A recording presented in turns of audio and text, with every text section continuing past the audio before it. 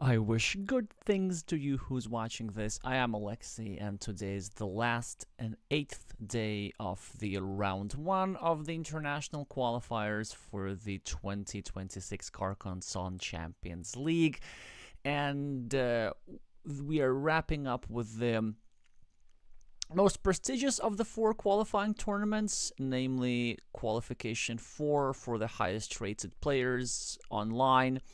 You can see all the 8 players who have started these qualifications here and all their ratings here. Today we're focusing on Phosphate of China, who's a very interesting player because they started Carcassonne only recently and they are well known as one of the strongest and possibly the strongest player in Azul. As you can see, over 1,000 rating points. It's just completely ridiculous. And because Azul and Carcassonne have a lot of similarities, they've managed to progress to a peak rating of over 770 or whatever. We're gonna just look back at the screen and double check that real quick. In Carcassonne, in just under 1,500 games, so amazing growth. I have only played a couple of Carcassonne games with them, and I've noticed already deep understanding of the game like months and months ago. So the more experienced player, Oscar Henney, with a screen name IMD5, and also a peak rating in the upper 700s, will still need to work very, very hard for this victory. And if we judge by the ratings right now, well, then Phosphate is even a slight favorite. Let me just show you again all the players. So 779 and 789 are their peaks, virtually identical. Should be a nice even match here. All the usual rules, best of 3, you know the drill.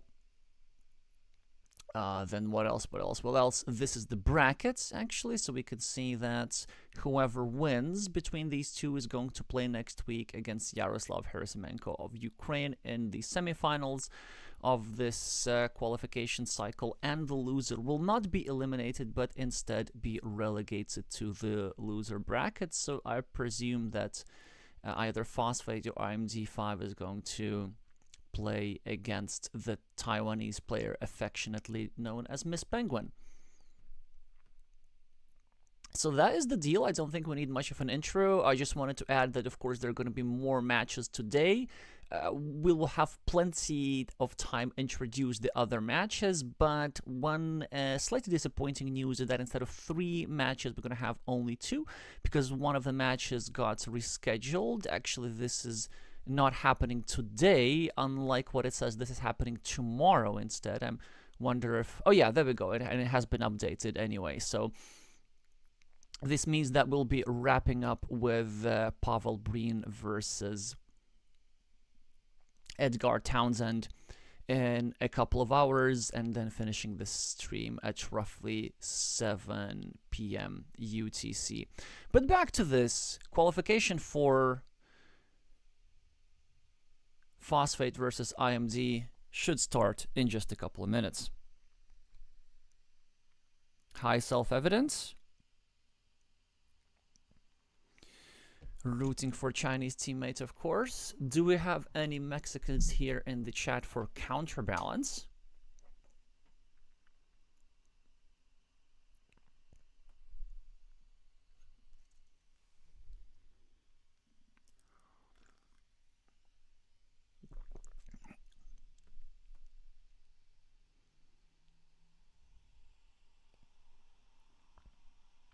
Hi, P-chan. All right, so both players are going to get support from the countries. Good to know. And away we go, standard 15-minute time control. IMD is going to be playing with the black meeples. Phosphate with red, of course, to match the color of the flag.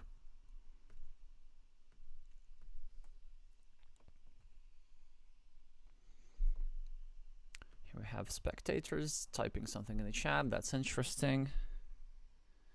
Probably unintentional.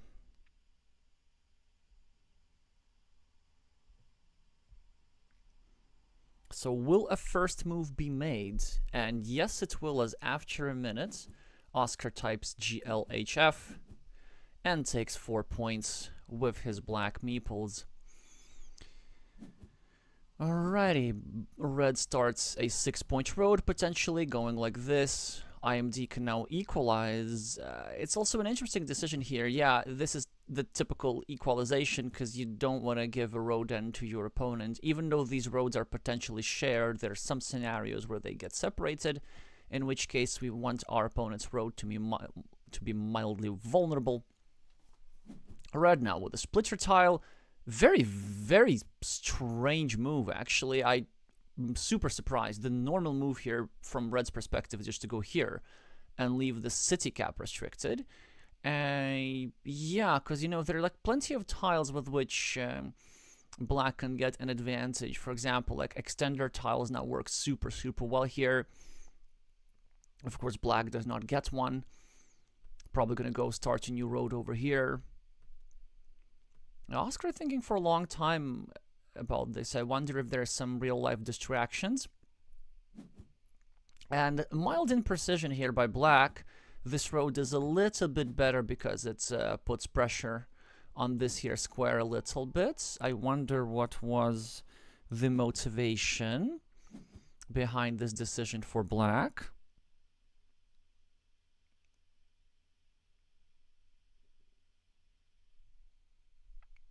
Ah, did I,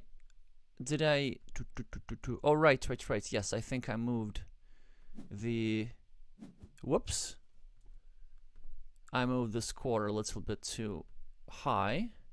Why did I do that? Yeah, there we go, let's move it somewhere here. I just want to keep the score for all the matches that are going on. There are several other matches going in other qualifying tournaments in case you want to keep track of the score. Thank you, Pantelis, for pointing that out.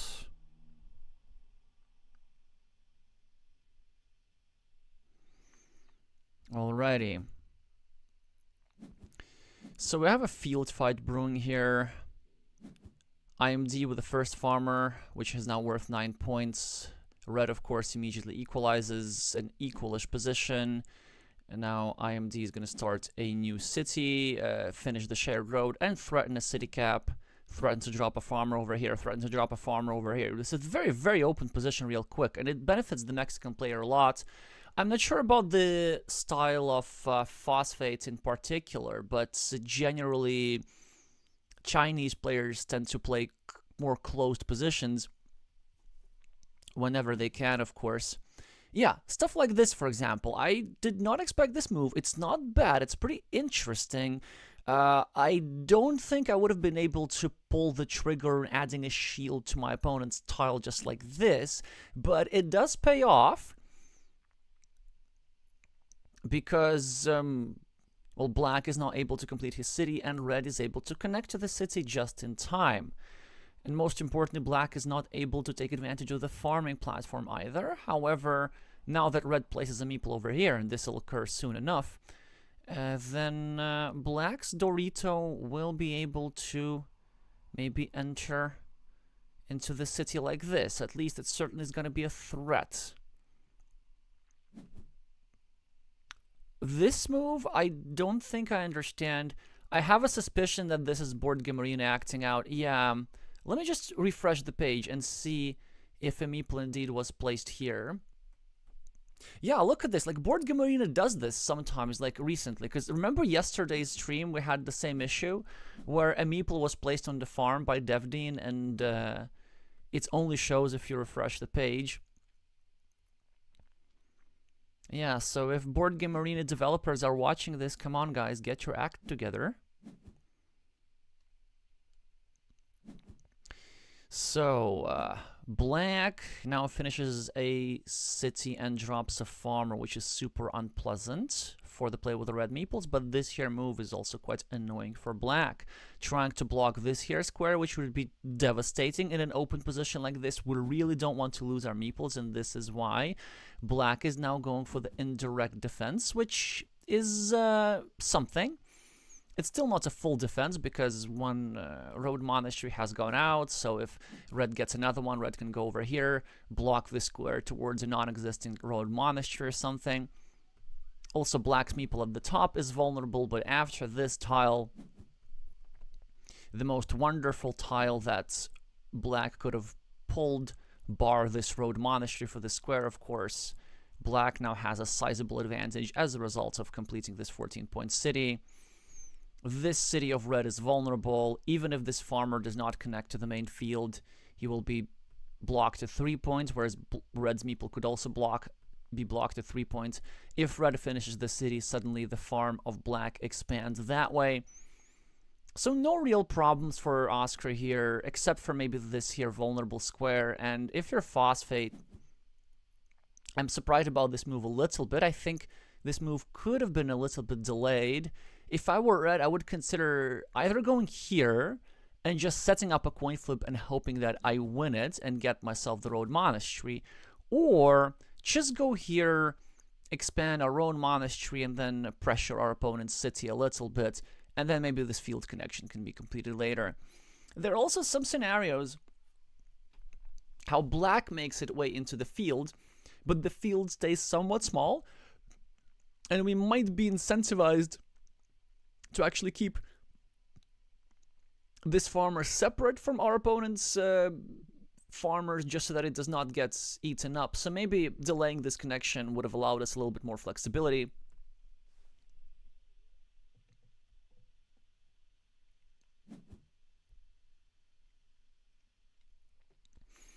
Yeah, Self-Evident is pointing in the chat that there's so few splitter tiles and so many connecting tiles, and yet the splitter came first. Sometimes this happened, but look at red. A successful block of this here square.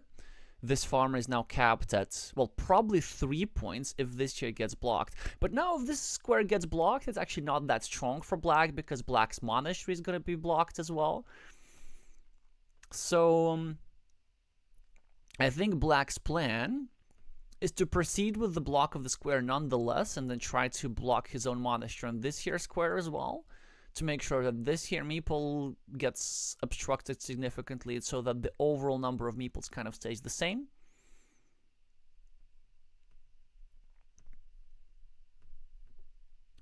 Red absolutely has chances here. He already has the meeple advantage. He could have an even greater meeple advantage at some point. The city is completable. This road is still very much blockable, although not with the tile that we have right now.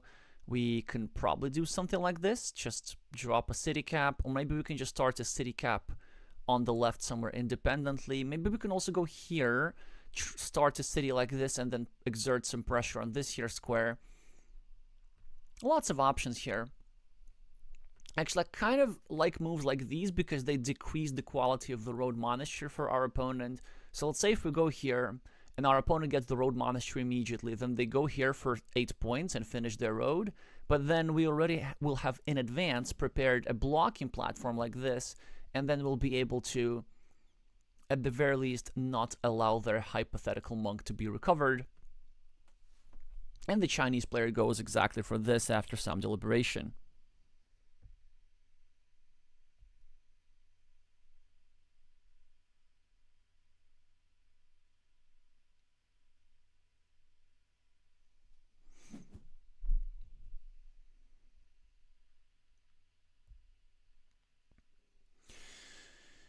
And black continues his city. Sort of normal move still. Phosphate still needs to decide to do something about this square. Like, he, I guess, does not want to go here, does not want to allow this 9-pointer here, but I would probably just do it, because our opponent still has a lot of chances to recover this meeple in other ways. And if they get the road monastery is powerful for them anyway. Like, we are behind, I think it's okay. Now, a regular monastery for red, not possible to use as a normal monastery productively, because if we were to go over here, this square would have become instantly blockable. So instead, just an opportunity to create a platform to invade this here city, or block it potentially. Straight line for IMD, a move which surprises me quite a little bit. the defense of this square, which is our opponent's city, and I can easily see how red has some interesting endgame ideas. For example, red can go over here with some penultimate tile, if there's still starting tiles remaining, then draw a starting tile, finish his city, and connect to the 9-point field anyway. Yeah, I think it's a overly committal here move from black and potentially a misjudgment. IMD now gets a dagger tile, one which Foswade would have loved for this here square, to complete this here block and the looming threats of the Road Monastery. Instead, black just builds up his own city indirectly, forcing eventually red to get a city tile and spend a meeple on the equalization, or if we're lucky, the Mexican can just get a couple of city tiles and run away with the city anyway. All he has to do is get himself a Dorito or better triple city tile before Phosphate manages to go here. Well, finally a curvy tile for black. Presumably he wants to go over here, and this will still leave him 2 curves and 2 crossroads and 1 dagger to complete this road. And this is the move that I would do. Of course, it's kind of vulnerable and blockable, and like you could restrict this square even further, but the alternatives for this curve are not great. Option 1, or option 2 rather, we go here, but I'm not a huge fan of this move because there are only 2 tiles that are left into this square anyway. And if we're gonna leave ourselves the 75% chance to complete, then why not just force our opponent to spend 1 more tile on blocking us over here? Like, if we just make a more natural move, then we keep our options here. Okay, that's pretty cool. I didn't see this idea. So it was not just the defense of the road. He was also setting up this block. Well, actually, I think this block was strong even with the square unfilled, but with the square filled, this block is of course complete. It's super annoying to deal with if you're red. Well, in fact, if you're red, you can't really do nothing. Yeah, you can just go here at some point and expand your city, or just forget about that meeple and do what red did, taking 4 points at the top, now expanding here, and now going for this here pattern, trying to create a mighty monstrous city. IMD builds up his city indirectly, but this allows, I guess, some more pressure points, or maybe even an invasion. I wonder if it is time for red to go over here for 4 points, and he decides that this is indeed the case. If we're black, we're not sad at all about red invading our city, because the most important part is just so that we don't lose the meeple and we provoke our opponents to equalize. In theory, somebody could take over this city even. Let me think about how this could work. Maybe something like a triple city over here, a triple city over here, a city cap over here, and the final triple city over here. Of course, a low prob sequence, but one which is possible nonetheless. In the meantime, black successfully blocks this here square. Of course, there are still 2 tiles that fit there, but now the city of red is not so much of a big threat. Then in theory, we could get a vanilla city cap and another vanilla city cap to score 4 points and block this square permanently. But this now brings us back to this here move and why I disliked it so much. Because now red city is kind of just protected for nothing, because our monastery is blocked anyway, and red can just easily get a meeple back. So let's see if this here earlier decision comes back to bite Oscar or not. The monastery is being equalized, which is a double-edged move. It is quite interesting. So it makes easier for red to complete his monastery, but then on the bright side, it makes it so that black will get some compensation points for that, potentially going here, here, here, and then equalizing this monastery in due course. In general, I do quite like this move. But the problem with ideas like this is that we're now short on meeples, and we can't really deal with our opponent's threats all that easily. So if we had 2 meeples, then what we could have done, we could just go here and invade our opponent's city, which is still technically completable. Instead, we're forced to do stuff like this, which is still a good move, but sometimes it backfires. Sometimes our opponent gets a city cap here and gets the indirect defense, and then gets one of the 2 city caps here and finishes the city for 18 points or something like this. Or like 22, no. What am I talking about? Yeah, it's exceptionally potent city. In the meantime, the monastery is recovered from red. Quick points are scored from red. 1 curve is drawn by red, so now there's only 1 tile that's left into the square. And look at this. Oscar did manage to avert a disaster by scoring 4 points over here and blocking the square just as red was going to place a tile there. But still, red is now doing pretty well. This city is worth more than the monastery. This city is worth exactly as a farmer. And this city and this city and this city all have chances to potentially improve. Black, of course, has the monasteries, still has the curve set up for over here. The farms are equal, and there are not many field connection platforms, which is a good thing for black, because it's really only red who has the meeples in possession to try and invade the field at some point. Yeah, and red goes for the very brute force approach about this, so he starts a city in a shared field with the intention of getting a city cap, dropping a farmer, and then connecting back to back through 2 tiles, either through the top or the bottom. I'm not sure exactly how to call this maneuver, but Vladimir Kovalev is somebody who does this sort of stuff a lot with considerable success.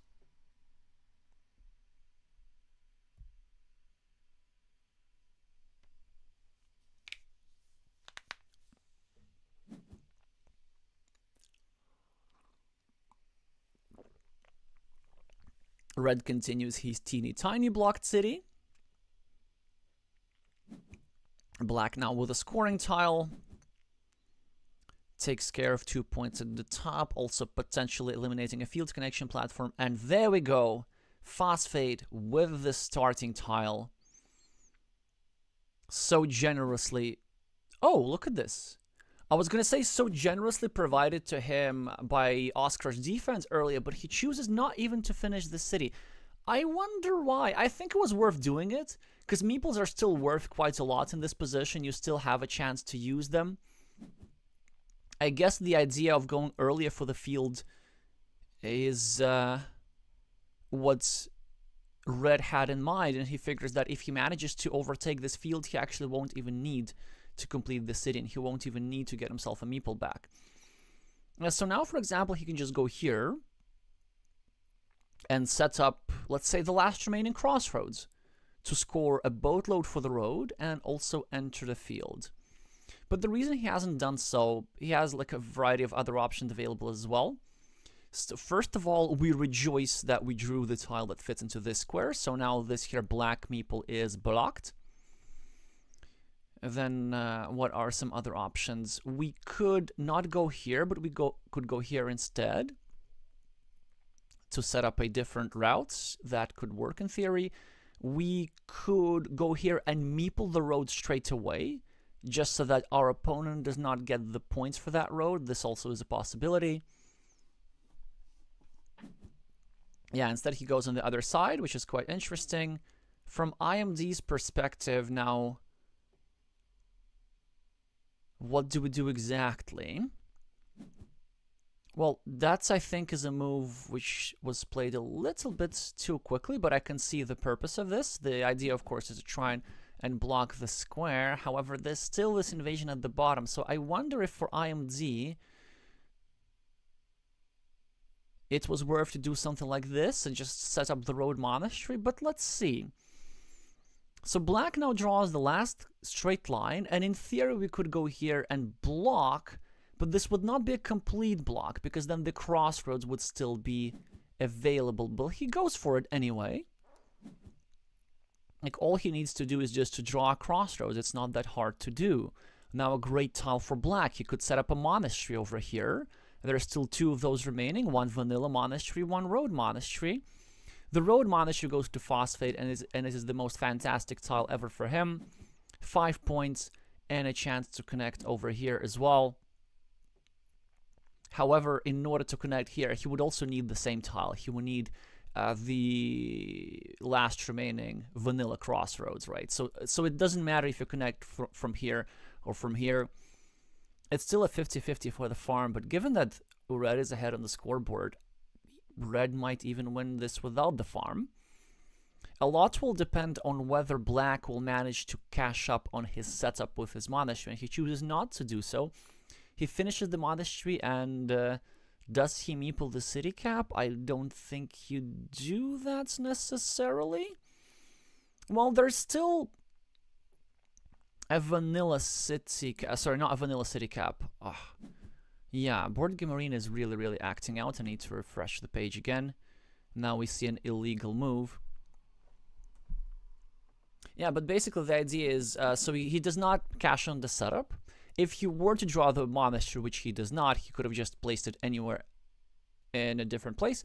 And this is a chance for him to draw something like the last dagger tile.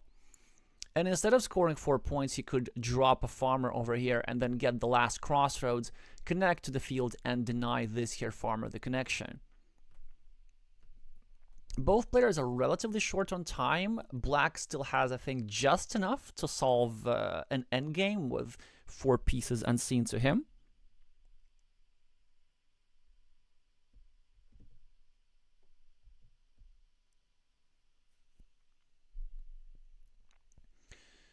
What does red do here? Well, option 1 that I see is just try to score a monastery and outrun our opponents. Option 2, we try to anticipate our opponent's farmer, and we go here without a meeple. Yep, there we go. Or maybe with a meeple, actually, I don't know what's correct. But the idea is that if our opponent uses this farming platform, then we in advance set up an opportunity to block this here square. A very nice find here from the Chinese player.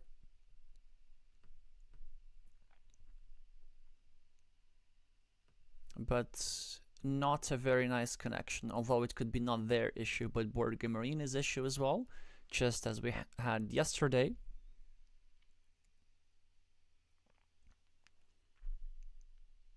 But just to satisfy my paranoia, I'm going to refresh the page once again. And yes, indeed, there is no issue. Yeah, look at this. So prescient, so prescient. So now black, in theory, wants to go over here and drop a farmer, and I think he's going to do it anyway. It's just still the correct move. But now red will be able to do something about it.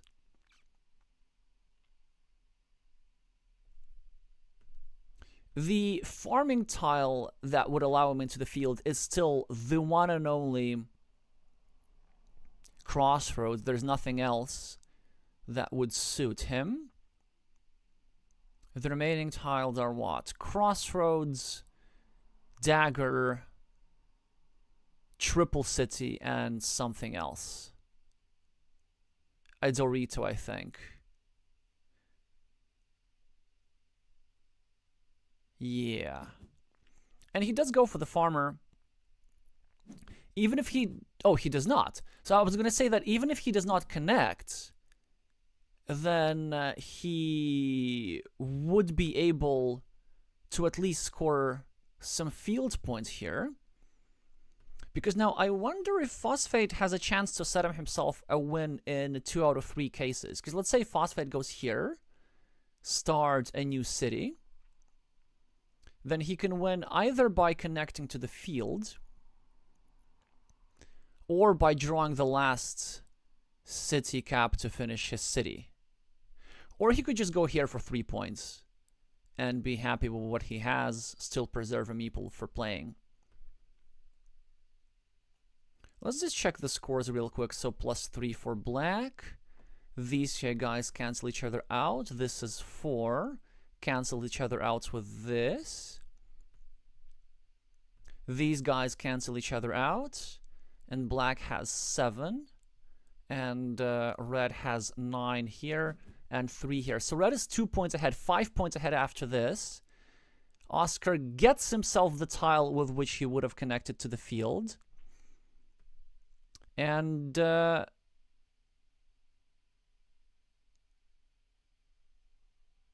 yeah, what does he do? I think I know what he does. No. It's not enough. Well, it doesn't matter because he loses the coin flip anyway. But I thought, if I counted correctly, then he had to go for a 50-50. Instead of going for this here 4-point move, he had to go here, drop a farmer, like this, hope that he gets the last dagger, and connect over field like this, which would be game-winning.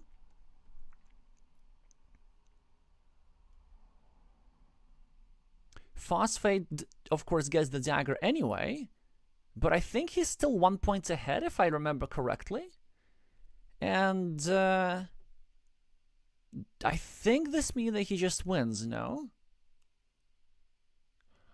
Or maybe yes.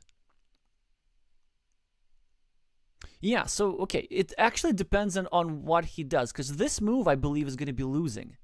Ooh, this is so interesting, because look at this. If he takes the 4 points, he's going to be at +5.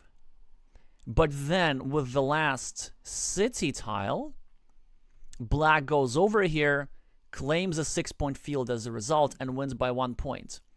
So instead, Phosphate goes for 3 points over here, putting him at +4. And IMD has a tile with which he now can only score 3 points, because this here field is worth only 3.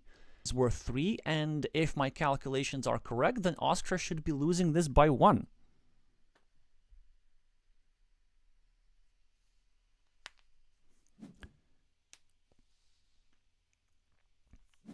Let's see if my calculations are correct. I believe that we may have witnessed just some nice endgame precision from Phosphate, one of those puzzle moments where making the highest scoring move, scoring these 4 points, would have been losing, because it would have provided a better scoring opportunity for Red's opponent.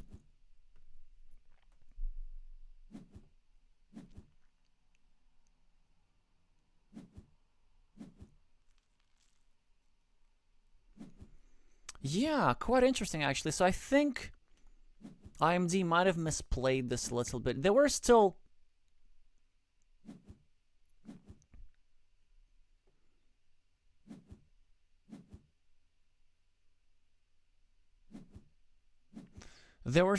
I think, some things which Oscar could have done. And yeah, we could see it as a 1-point win instead for the Chinese player.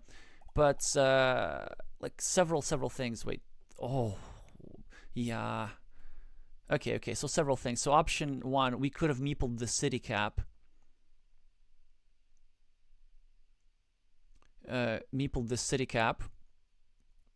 Then black could have dropped a farmer here and scored 3 points extra compared to what he scored in the game, which would have already given him the win.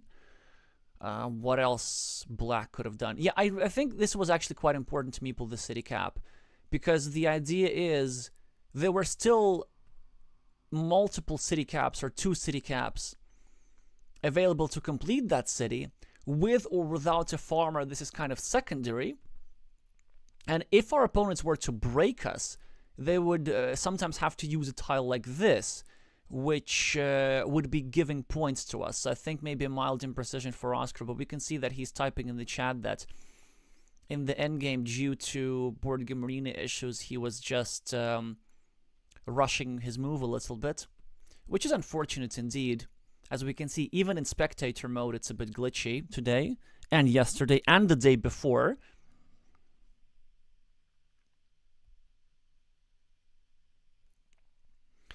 So yeah, you gotta have to feel here for Oscar, because I think he would have been able to find his better moves. On the other hand, if you think about this, then the platform is glitchy for everybody. It's unfortunate conditions to be in, but it's kind of just the same as getting unlucky, the same as getting bad tiles. But this is an interesting question that he's asking in the chat before we go. He's saying, before we go into the next one, I want to ask a question. if we can go slightly over time without losing due to BGA being so buggy today. Yeah, this is a question really not so much to his opponent, but to the tournament organizers. And I don't know what the ruling would be. I think by default the answer should be no. Well, yeah, it sucks, but it is what it is. I guess one solution is just to refresh the page all the time. Because if you're going to make these exceptions, then you have to define really well what does slightly mean. Is it 1 second? Is it a minute? Is it 2 minutes? But then you might as well just set up tournaments with longer time control if you so choose.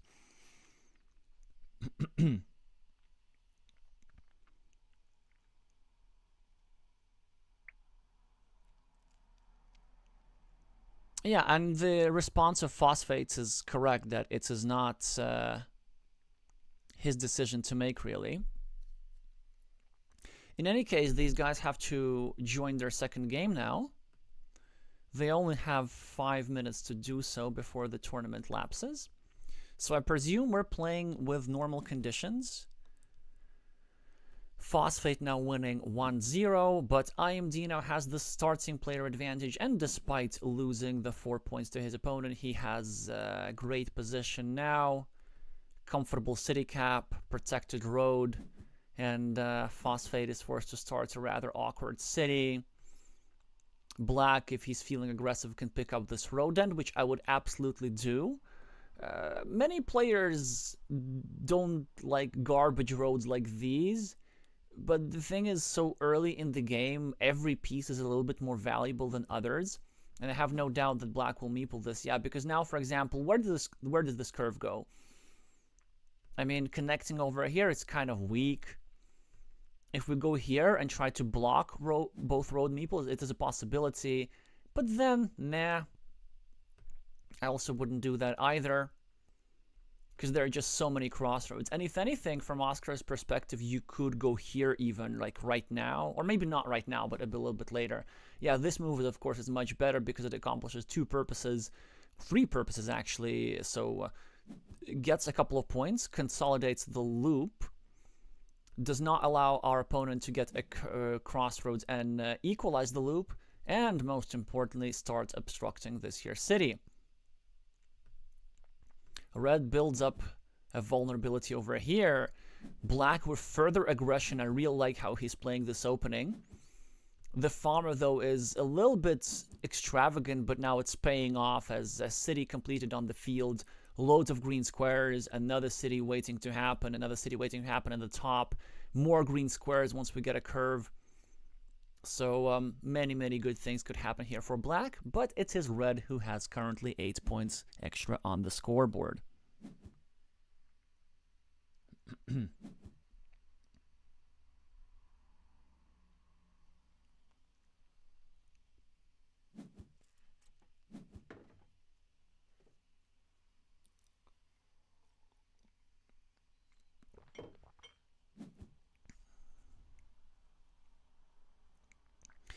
Alrighty, so Black continues his road, makes both of his roads a little bit less vulnerable. Well, actually, this is not true.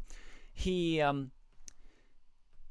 increased the safety of his upper road at the expense of the safety of his lower road. And what a move here from Phosphate. Oh, this is just so lovely. I didn't see this coming. So first of all, it has several purposes. One, it limits the square towards a crossroads, and whilst there's still 4 crossroads remaining, and the black meeple will get recovered, of course, at a very high frequency, despite the fact that red has already drawn one of these crossroads. A crossroads is a rather valuable tile, which you want to be spending on scoring quick points rather than just simply getting a meeple back, so this is already something nice. The other nicety is that this farmer will make it to the field automatically, and it will be not red but black who will be forced to fill one of these 2 squares to complete his features, and bringing in the red farmer will be a side effect. And of course, restricting this here square to the last remaining starting tile now makes the fate of this here meeple quite sad. Alright, so red builds up the city at the top, but a great tile for IMD, who can equalize right now. I doubt if there's anything better. We don't shell out or chill out. I'm not sure what the word is here.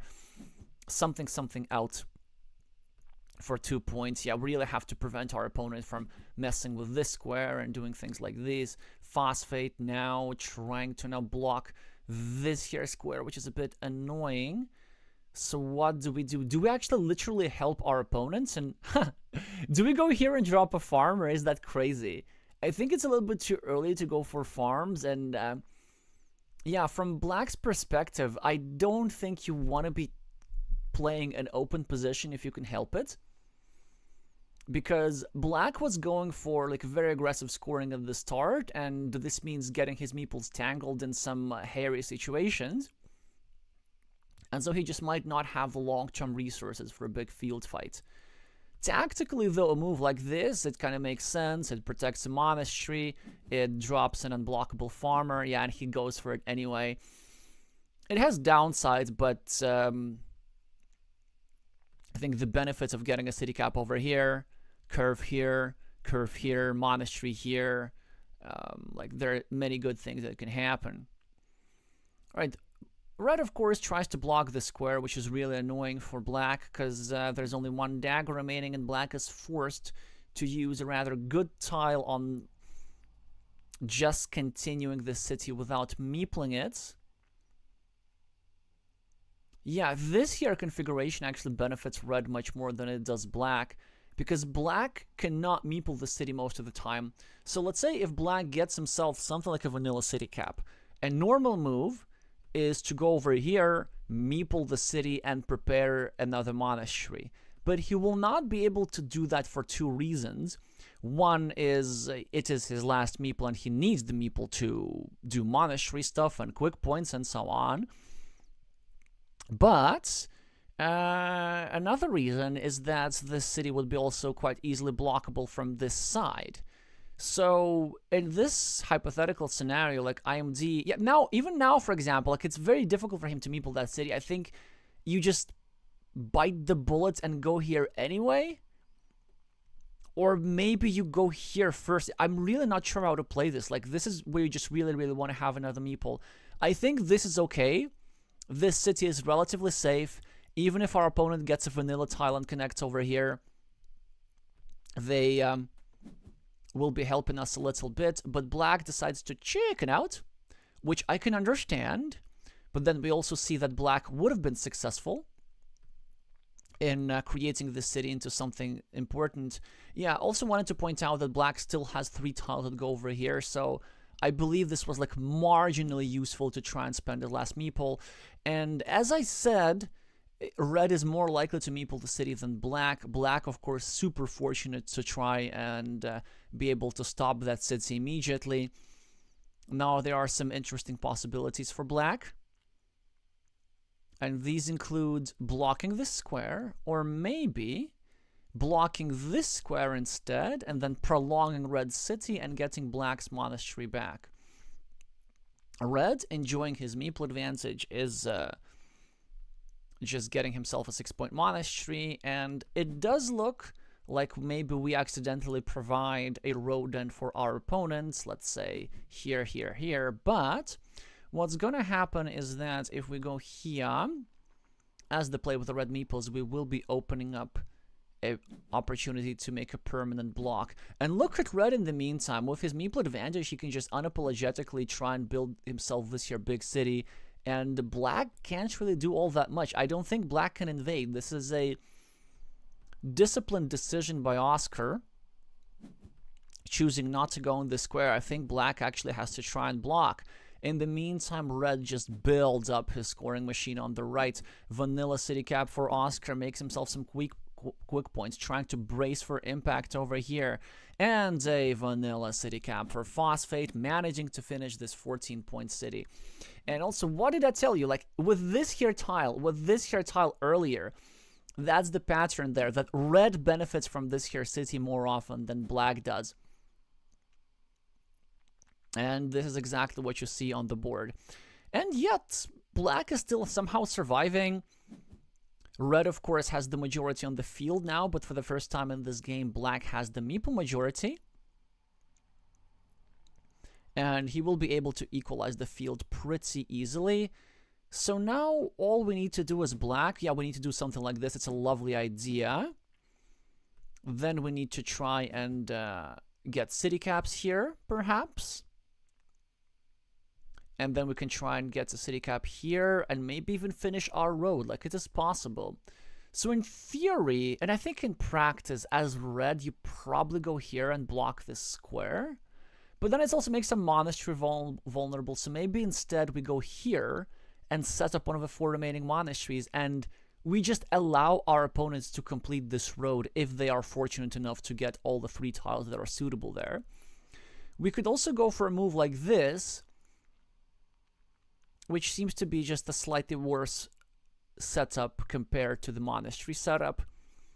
Or we could play it slow and invade with the farmer first, and then deal with everything here later. So these are the options. I don't think we ever go here, although it is an interesting idea just to get some meeples back into the game, but I don't really want to be making 0-point moves. I'm probably never filling this square unless I really have to. I'm probably just going over here and making the monastery setup. He goes for the permanent block, which is also a respectable decision. You cannot go wrong by blocking your opponent's meeple with 100% chance.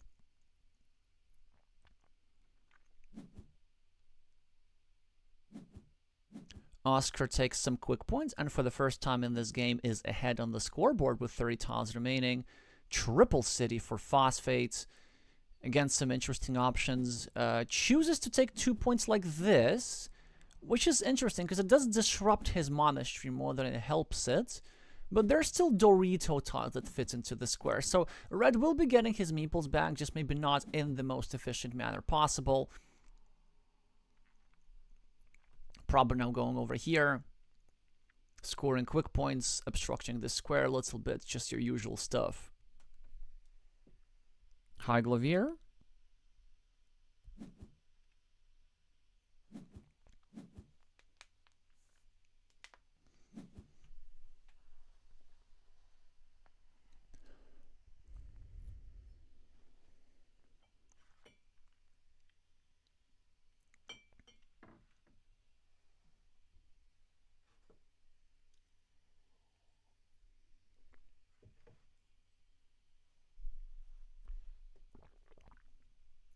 So 2 quick points have been scored. One of the Doritos has been drawn by black. So a slightly lower chance for the completion of this monastery, although still pretty high. Yeah, the more I think about it, the more this looks securer than I initially thought. Because it's actually not really possible to set up a decent blocking platform unless you get a sequence of very specific tiles, which he does not get. Now uses a shielded tile to get a meeple back, absolutely worth it, back in the lead on the scoreboard, and then potentially these here shielded tiles could be used for this here side of the city. Oscar, in the meantime, is setting up for just one particular pretty much game-winning tile. His idea that he wants to get the last remaining splitter, go over here, finish a city for 10 points and whatnot, and drop a farmer over here, and connect with the curve whilst there's still 4 of those remaining, and win the field outright. Here is already equalizing on the left. He will be considering to block that square.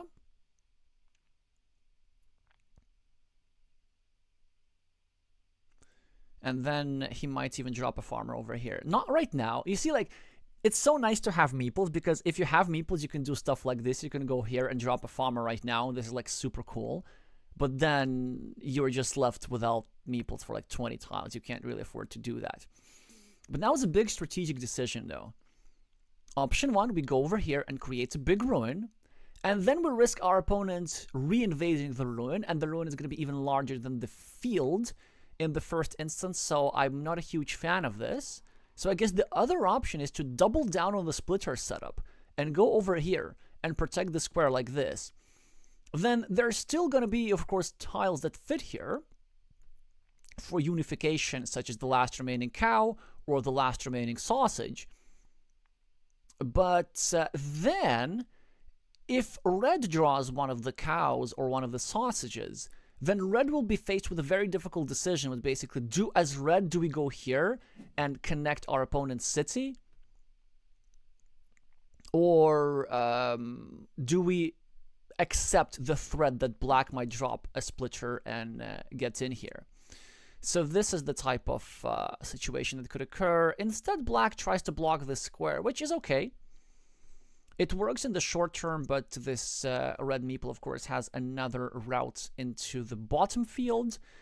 I guess now, from black's perspective, we could go here, try block this, and then invade the bottom field through this here area. Yeah, it gets pretty complicated. And of course, still Doritos that fit in this square. Alright, these here stripy graphics indicate that it might be time to refresh the page right now.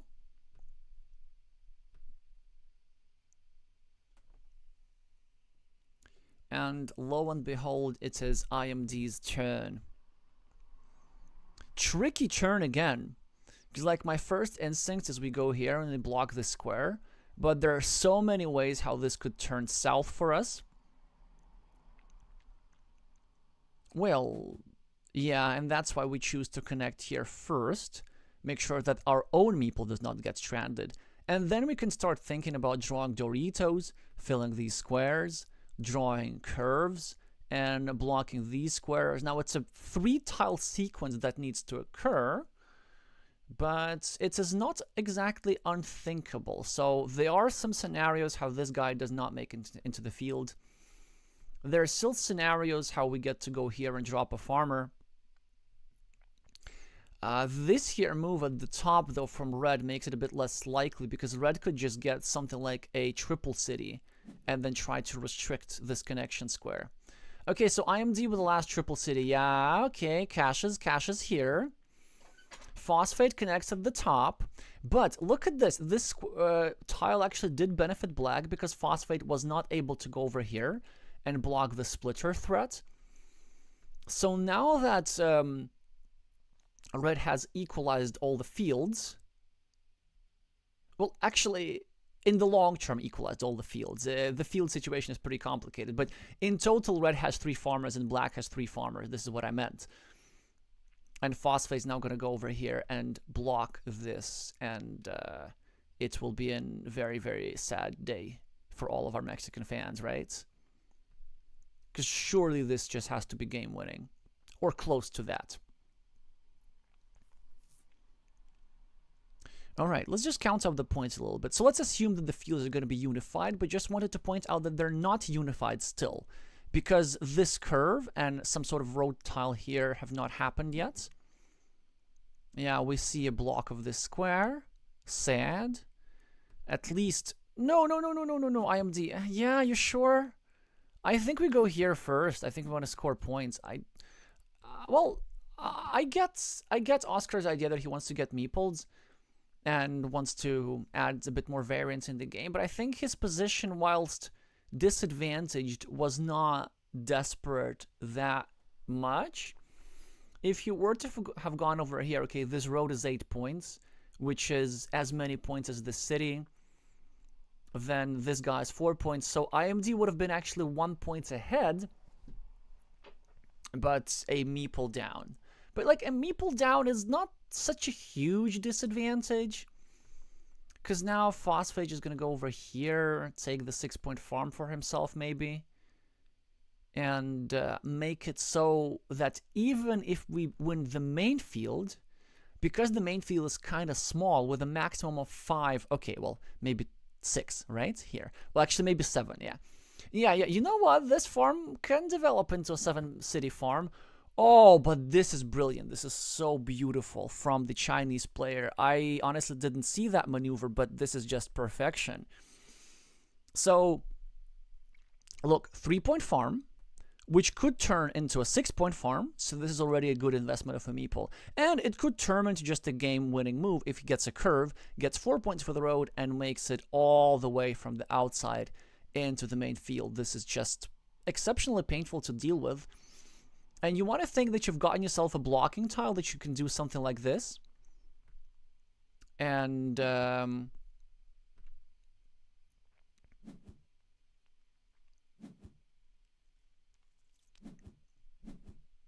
prevent what just happened from happening. But the truth is that it would not have been possible. Well, actually, maybe. Because you see, there was no point in blocking because there were still some tiles, such as the one remaining crossroads, that would have fit here and would have made the meeple connect through the outside of a monastery. But now that I'm thinking about this, maybe that was actually worth doing. If there's only one of these crossroads remaining, like what if black were to have gone over here? Then black could have also drawn this to separate this farmer. Yeah, it would have still made things a little bit difficult, but kind of playable. Yeah, now it's a good decision, I think, to meeple this monastery, but it's just gonna not work out as Oscar just does not have meeples to equalize the field, really. I mean, he can try.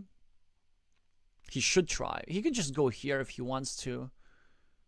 That looks a little bit iffy to me, but what else are you gonna do? Yeah, just take a point. Makes a lot of sense. Phosphate is going to probably take 2 points, or meeple a ruin, or take 3 points here, although this does look a little bit risky as there are some potential invasion opportunities. But then from red's perspective, you know that your opponent has only one meeple, so they can only equalize the field, they cannot win the field, and then you just outrun red by outrun black by scoring. Black has a monastery, but the value of the monastery does not match the scoreboard lead of red. A good tile for black to get some quick points before going for a final agricultural assault. I think he has to do that, because if he doesn't, then he just loses on the scoreboard. And we see, no, he goes for the farm, but it never works. Even if the farm doesn't get blocked, and it will get blocked right now, the bottom farm is only worth 12 points, so maybe that was the plan for Oscar, to recover a meeple and then go for a final farming assault. Okay, that could work. Or maybe not, according to Phosphate, who just eliminates that connection platform. But there is another one. The one which I do see is over here, like with the city side down, hoping to get the last remaining crossroad tile to connect like this. And I think we have to go for stuff like that. And then, yeah. Okay, he goes for the city attack, which also makes a lot of sense. There is one triple city remaining. The city is slightly less valuable than the field, but then also the attack is just more secure. Phosphate tries to block a little bit unsuccessfully, and, well, the city connection will be successful. Red will score some points, though. He is not going to go here for 4 points. Instead, he's going to go here for 12 points, because he would be bringing these here 3 castles from the shared field into the main field where he has the majority. As well, of course, bringing 3 meeples from the road. Wait. What is that? What is that? So, a little bit of miss of red. Could have gotten himself some time. And then Oscar fooled me a little bit by going over here, because he assumed that there was one triple city remaining, and I also assumed likewise. And actually, I don't see where that triple city even is. Oh, there. Okay. Yeah, that makes sense. Yeah, so that move wasn't actually viable at all, and I guess, yeah, we had to go here and equalize the farm, and even that would not have been enough. So minus 19 for Oscar, and I felt like, yeah, Phosphate had just outplayed his opponent somehow. Not that Oscar made any particular blunders, but there were certain situations where like his threats didn't quite work out. Maybe one big thing that he could have accomplished is with one of these here tiles. He could have gone over here and really just kept the setup here a little bit more alive, because he did eventually draw this tile over here, and he would have gone over here for 10 points, and he would have gone the farmer, and he would have gotten the curve, probably, to try and connect over here. Okay, he would not have gotten the curve, but it was still something that could have been done. And Red, I think, played this one pretty much flawlessly or close to that. So very curious to see how the ascent of this newer Carcassonne Master progresses. You can definitely see how playing Azul can be healthy for you. And we're gonna wish Oscar the best of luck in the lower brackets, where he will be paired up against whom? Against against Miss Penguin. Yeah, which actually is not going to be easy for him as well. Phosphate is going to be playing against Lawyer. Lawyer is like very solid, very stable player, really managed to outplay Miss Penguin, very solid nerves and so on. But stylistically, again, I'm going to say the same thing as last time, that the style of Phosphate is just like not super suitable for Lawyer, so maybe that would make the Chinese player the slight favorite. Well, anyway, do let me know what you think. And you know what also? So the way I set up these streams is, instead of making 2 separate streams, because I thought that there would be 3 matches instead of 2, I just set up one big stream. The next match is in an hour. I don't really want to make a full hour break. I'd rather just have some fun on stream. We have 2 forms of fun available for us. One is I can do casual games in arena mode with commentary. And option 2, we can solve puzzles from topcarcassonner.com, same as yesterday. And let me know in the chat what your preference is. And then I'll just wait a couple more minutes for your responses. And in the meantime, just do a little bit more previews. Yeah, the match that is going to be in an hour, let's talk about this when we get there. This is Pavlo Brin against Edgard Townsend. Both, actually, I don't even remember if Edgard is a master. I don't think he is technically, but his level of play is quite close. Pavlo, of course, achieved his title over a year ago. But I'm a bit worried as to why this match is rated only 3 stars, because I know that the peak rating of the players is quite high for both of these players. Maybe the issue is that they're on a downswing a little bit.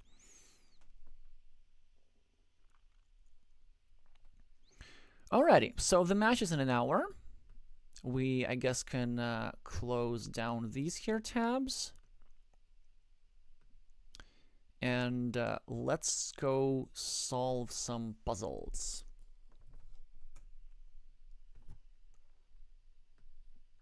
Oh, today's tile.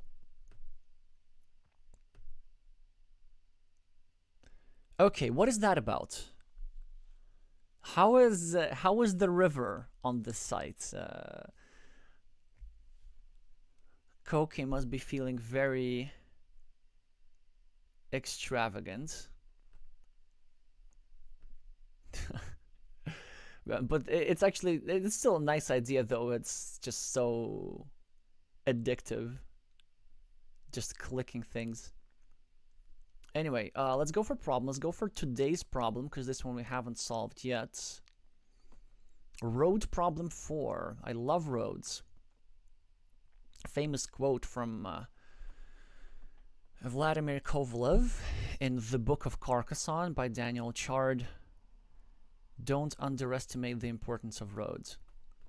Alrighty, so problem number 1. We have ourselves a straight line as the play with the yellow meeples, and it is the early opening. Ooh, this is quite interesting.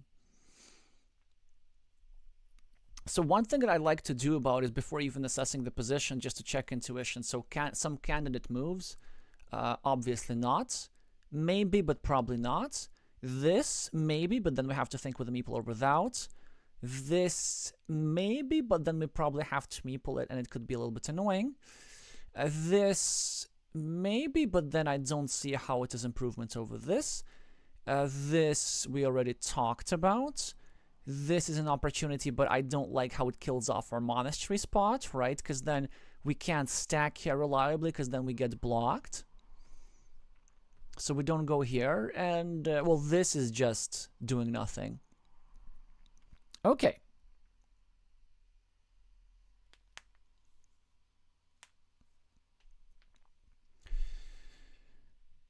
So we... actually, can I make this larger at all? Oh, yes, I can. Okay, perfect. Well, let's just think about this. So I do like, when I play actual games, to just have these quick thoughts and give myself a time limit to make sure that I don't go over a minute or something, that I don't invest a disproportionate amount of time into making a decision which will have a marginal difference. But now we have an hour, we can think a little bit deeper. My first instinct is that I think I want to make a move with a meeple. So I think it's either I want to go here with the meeple, or maybe I want to go here with a meeple. If I go here, this road is basically completely unblockable, right? It's like, what is my opponent? Like, what's the worst that red can do? Get to road Dorito or something? But then, if they don't meeple it, well, then that's a problem, because then I get it and I meeple it, right?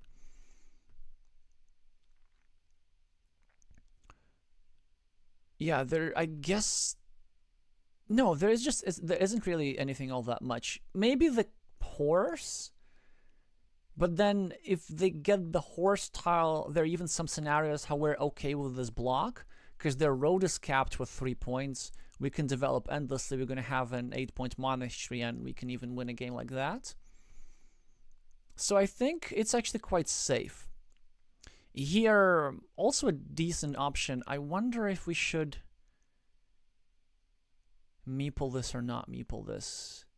No, there's no good justification for not meepling things. Like, let's say if we leave this empty, our opponent gets a crossroads, goes here, starts a road at the bottom, they get the 6-point loop, they get a straight line over here, something like a rose over here. Yeah, like with a couple of quick road ends, they can get away with a surprisingly large number of points. So I don't see this. I think this is the move, with a slightly counterintuitive meeple here.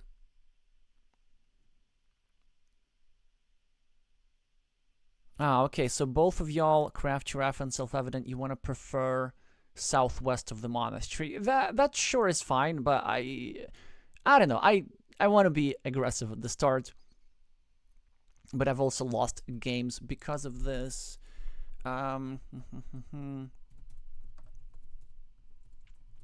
So, counterintuitive, but it is pretty safe.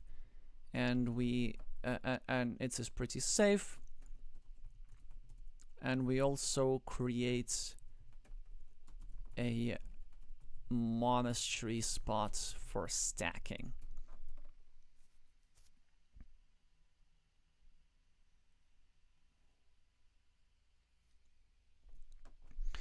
Alrighty. Yep, I know, and if you want, you can actually go here and vote against me. Well, but also it's not a competition necessarily, because it's not like the move with the greatest number of votes wins. The point of these puzzles is that you just like learn to think about these positions, because you're also forced to...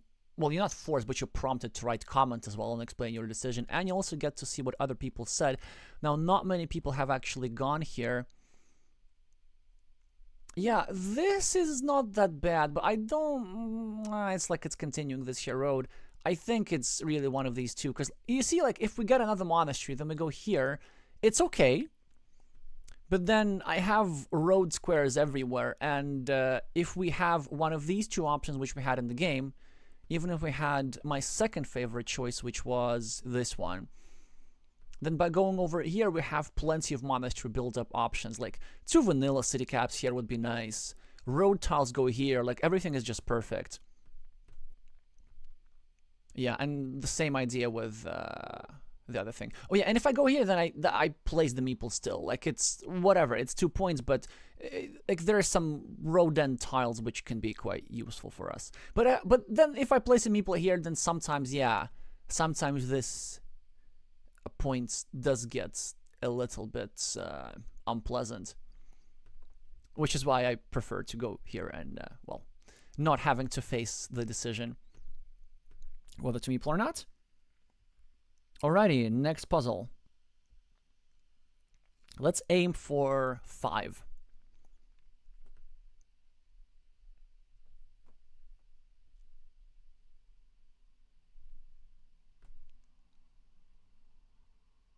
So as you can see, I did several puzzles yesterday. So now we skip those. Ooh, creative road 4. I like creativity, and as I told you, I like roads. And look at this. So our tile is a straight line.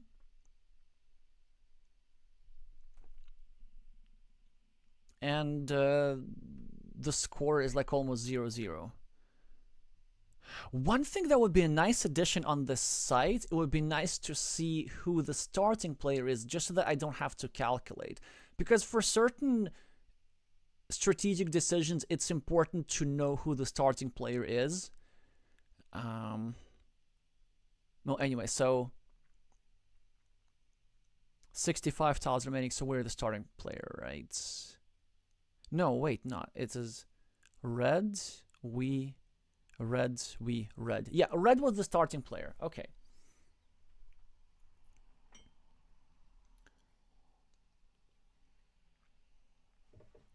I don't have many good options here.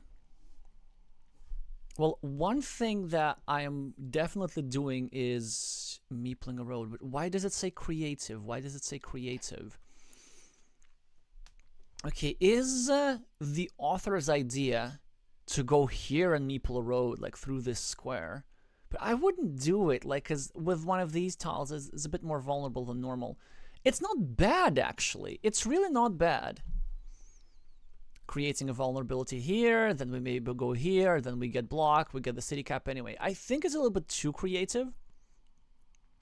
But another thing that I don't want to do, I don't want to leave this just meeple-less, because it doesn't do anything. So in the opening, creating a harassment platform, an attacking platform, so just harassing a city is not worth a point. If, let's say, they already were a platform, and we could place a road over here, then it is absolutely worth a point. But in this position, I think we just do something simple. We go here, we meeple the road, and of course we meeple this road rather than the other one because we want to obstruct the square a little bit. And then ideally what we want to do, we want to get another straight line, and we want to meeple this road, so that we take care of all the available road ends on the board. So that would be my plan. So this is going to be my play it simple, score points, take care of a road end, prepare to pick up the second road end, and slightly obstruct red's side of the city in the process. I'm not sure if you can see me typing because my font is so little, but I'm typing the exact words.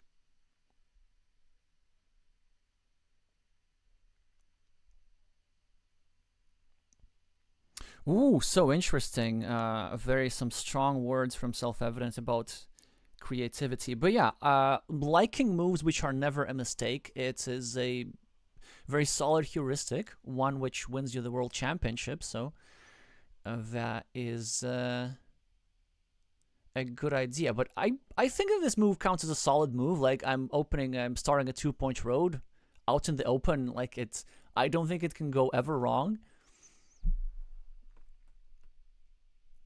Alrighty, so let's see here. Yeah, this, okay, so what do we...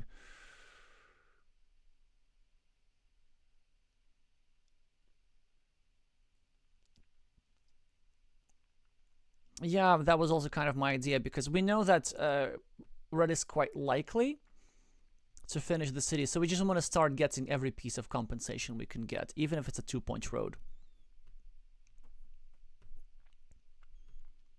If this... Yeah, it's okay, but then it's a 0-point move. That's my issue. Is like it's kind of difficult to calculate these expected values, but like we almost never block this city. Almost never. We sometimes invade. But then this sometimes is also it's a big if. I'm not sure exactly how often. I mean, we could go for a calculator, but it's just not worth 2 points. Well, at least it's not worth a point even. Or I guess the sacrifice here wouldn't be a point. I think it would be something like 1.3 points. Because the idea is like when we start a road like this, we're also setting up some combo moves with the following tiles. The 2 roses, which allows us to finish the road and start a new city. Or in some cases, even the 2, how would you call them? Horses, which also allow us to finish the road and meeple the city instantly. And in some cases, like if we go here, here, the road monastery can be used. So, yeah, check this out. So if we go here, yeah, never mind. So it's just like a little bit more efficient. All right. Yeah, this is the first move that came to my mind, but the reason I thought so was only because the puzzle was titled Creativity. I don't think it's wrong. It's not a crazy move to play. This road is longish. I don't hate it. Let's see the argumentation. So basically this kind of philosophy on which road is stronger. So one without the road end or one with the road end. And I do agree that a 4-point road is good, but you have to also acknowledge that it's not always a 4-point road. And there's also additional value in going here from taking out a road end, because you can also take out a second road end and then force your opponent to throw out a crossroads, basically. Yeah, but then also the platform is definitely worth something. Like, we don't block very often, but sometimes we do invade. So for me, this is my second choice. All right, let's see what Rabbit Rain says. Yeah, and they also go for the more creative move, which actually surprises me because Rabbit Rain is aggressive, but in certain situations like these ones, I've seen them be a little bit more conservative lately to great effect.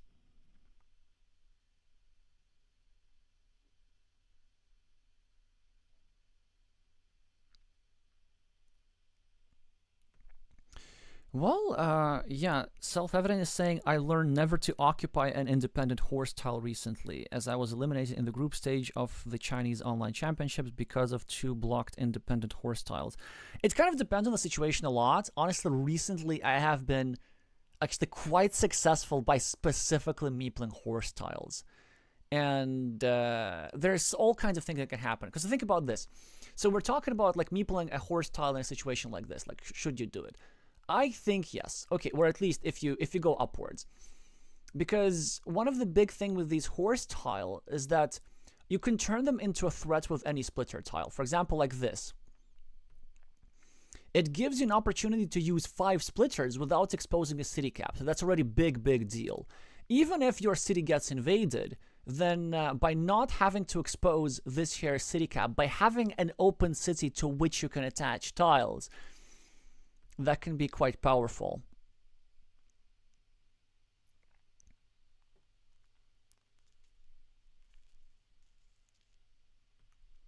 Well, yeah, so of course, if a road on...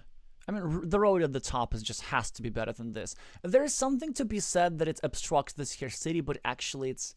I don't think necessarily it's good for us to obstruct this city, because yellow picks this up at a slightly higher frequency than red, because red already needs some city caps over here.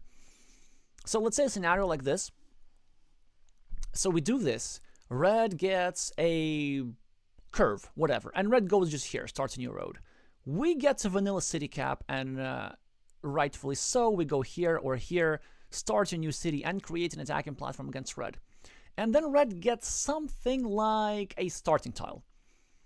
And they decide that instead of taking 4 quick points, they just want to get a meeple back and prevent them from being invaded. Then, after that, we get the road Dorito, with which we, of course, go here and claim the city. But the city is already slightly obstructed. And had we placed the road in another place, the city would have been of a bit of a better quality.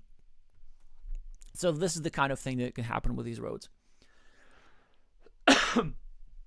Good evening, Tomasz.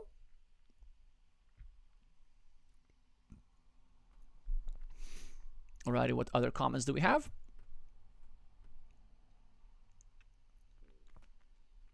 Yep, on the road, and ooh, also quite interesting. Yeah, this block allows some forced quadruple city tile ideas. That's very nicely spotted by Rabbit Pen. Same idea from Santiago.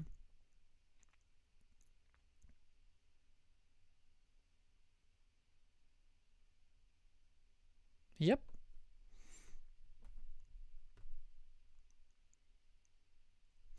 Greater than stretching upwards. This is obviously Google Translate, but it's like, it's so cool. I really like, for some reason, when Google Translate translates from Japanese as opposed to other languages, like the words come up just like super poetic. And, or maybe like a little bit more formal than normal. Anyway, next puzzle. Yeah. Let me just check for hot beverages. Oh yes, I still have half a mug.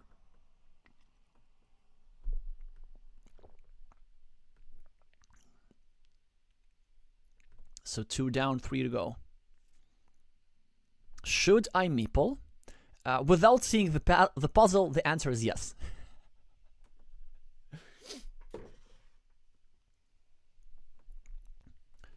Okay. But maybe it is a bit more complicated than this. So what is our tile? Our tile is... Ah! Our tile is a curve. How interesting. How interesting. Should I meeple?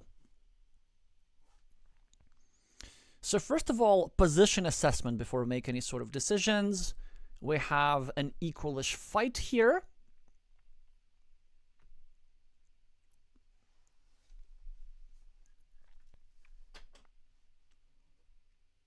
Yeah, I can see how that's going. Okay, okay. Equalish fights.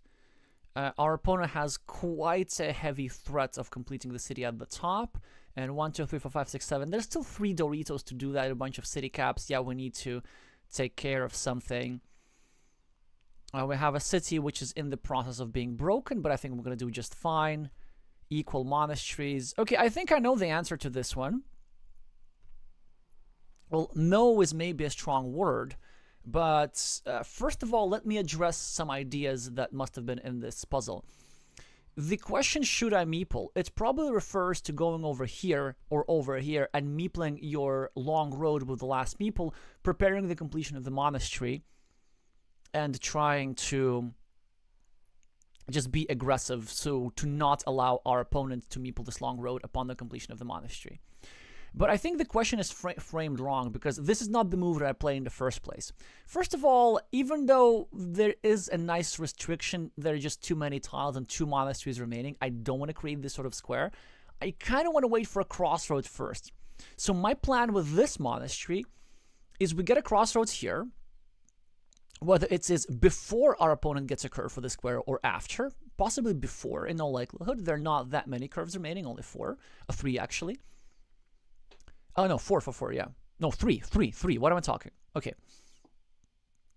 And then, after I get here, the crossroads, then with my next curve, I go here, and then I meeple the road, and then I don't need to be in such a big dilemma, because, well,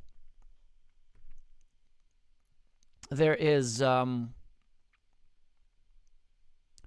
source to get a meeple back, namely this monastery. Now, I'm going to tell my move in a second, but just wanted to point out a couple of things why it is important to keep a meeple in hand in this position, and we have only one.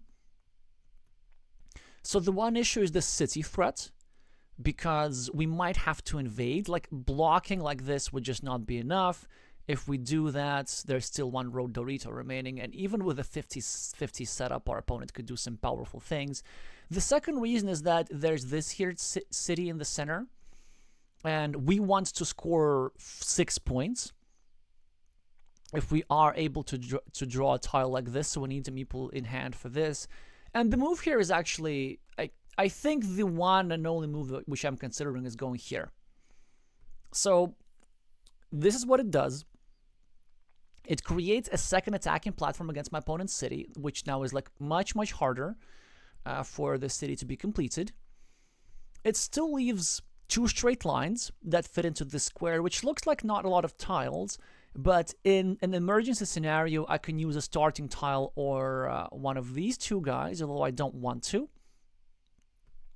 But even if it's just 2 tiles, actually, because I don't have good uses for straight lines, it's a very nice setup. And then if my opponent gets both straight lines, the position is so dynamic that by getting straight lines and not being able to do much, well, I guess with the first straight line they go here, but with the second straight line they don't have a good move. By kind of losing some tempi, they very often compensate the absence of this meeple for a long time. And yeah, it just accomplishes everything. It sets up a variety of tiles because we need straight lines here and curvy tiles in this here area. It creates a second platform for invading the city, and it still leaves room for us to draw crossroads over here. I think it's pretty much a no-brainer, but do let me know if you need anything else, if you have any other ideas. Whoa, big news in the chat.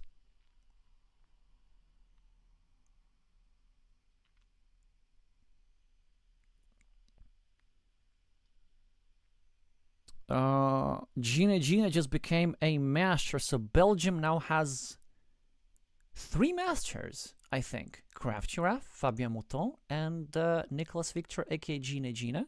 So congratulations to all Belgians watching. Oh, duh!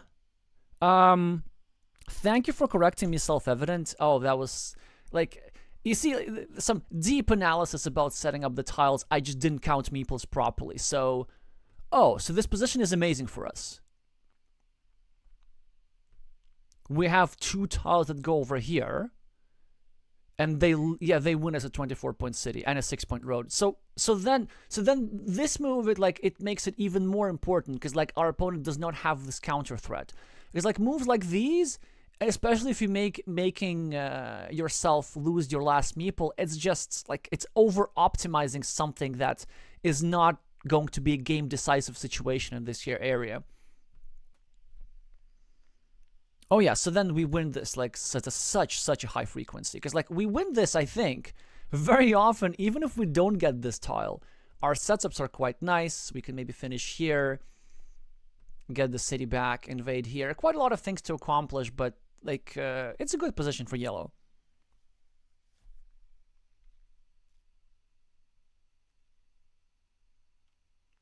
Oh yeah, we're on the same page. I see. Isn't it suggesting probably this side of the road, but then it's our last meeple, and then we also can have this vulnerable square. So, well, yeah, I think whether you go here or here first kind of doesn't matter that much. I would still reserve this for later.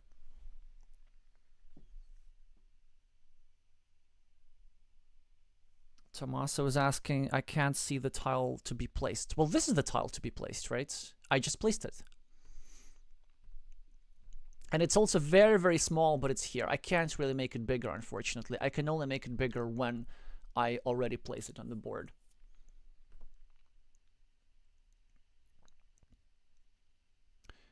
All right, see, also 33 tiles remaining, so actually the middle game. Anyway, what do we write? Yeah. Bring our monastery close to completion and set up an attacking platform against Red's city. And then all the other stuff I'm just not going to bother. Oh yes, and of course confirm and skip.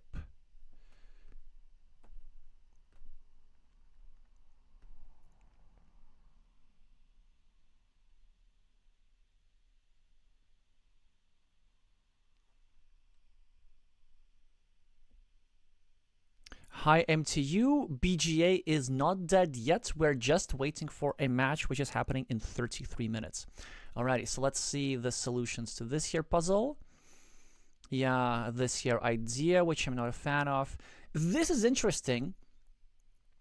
Oh, this is super instructive, because the idea is that we want to create two types of invasion platforms, one with city plus field, one of city plus road. Actually, in this particular instance, I think both city plus field platforms are better, because there are not that many city plus road tiles to begin with. And yeah, I think we want to invade with a city plus field tile either way, because for the city plus road tiles we have uses in these here other places, or with something like the last starting tile we can just simply try and restrict our opponents to the last road Dorito, so things like this. And also the main reason why I don't like this here move is of course this here hole, because now we need a curve in 3 places, whereas if you turn it the other way around, we suddenly have a fantastic use for straight lines. Like, this is also the kind of classic Japanese style of play where you set up different types of tiles in different places and you set up this scoring machine that you just improve your position every single turn, regardless of what you draw. Yeah, this was also suggested. Yeah, the same. Okay, let's see what Rabbit Rain says. Same idea. Wary of big cities, so here we are. What a poetic way to say things.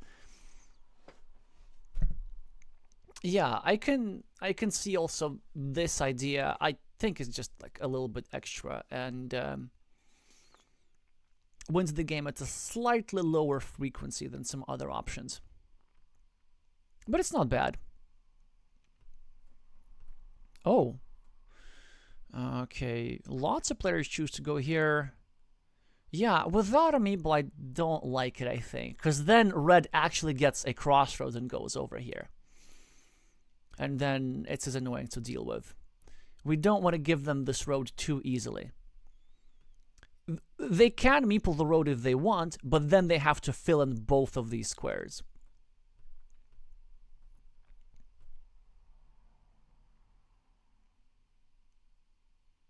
Yep, same idea. Also acknowledging that there is a straight line. And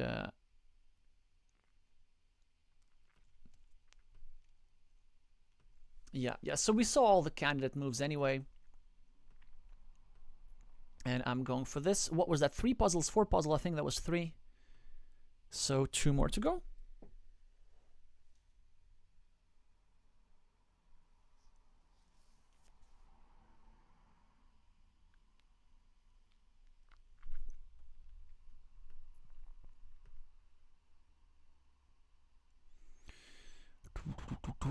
What else do we have? Okay, we did road problem, creative road, should I meeple? Yeah, that was 3. Better monastery. We did 47, but we didn't do 48. So let's go here. And versatile 29 I did with somebody else in practice. All right. Better monastery. And our tile is unsurprisingly a road monastery. Oh, this is interesting. So 8-5, equal-ish position, I guess. No, we are just ahead, basically. So this here situation, we can get a Dorito tile finish a city for ourselves. We just got ourselves a fantastic opportunity, kind of lucky actually. And what is red going to do? Red, of course, is trying to get some sort of invasion tile. But if they do that, then it allows us to block this city. So that is the deep, deep problem. Another thing that red could draw is a tile that goes here, finishes their city, and then they try to block this here square, in which case red would have the advantage. But given the fact that 2 out of 3 rose tiles have gone out, the chances of a disaster scenario are not that great.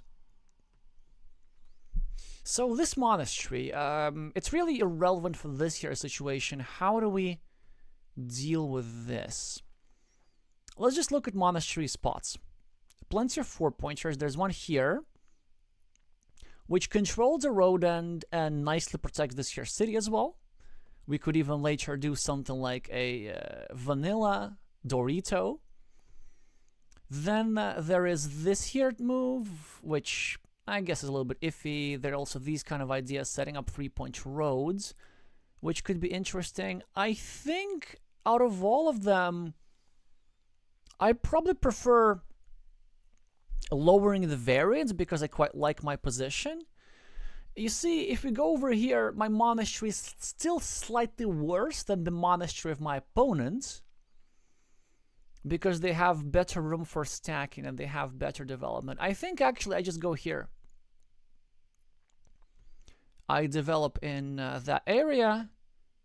I add a point to my opponent, but I just prevent them stacking options. This is something that I learned from Afonso Cavaco, the Portuguese master, who tends to do this quite a lot and sacrifice points. There was this one game where he like sacrificed, I think, 4 points and went to a 2-point monastery instead of a 6-point monastery just to equalize, which was, I think, a bit extra, but here I think it works. All right.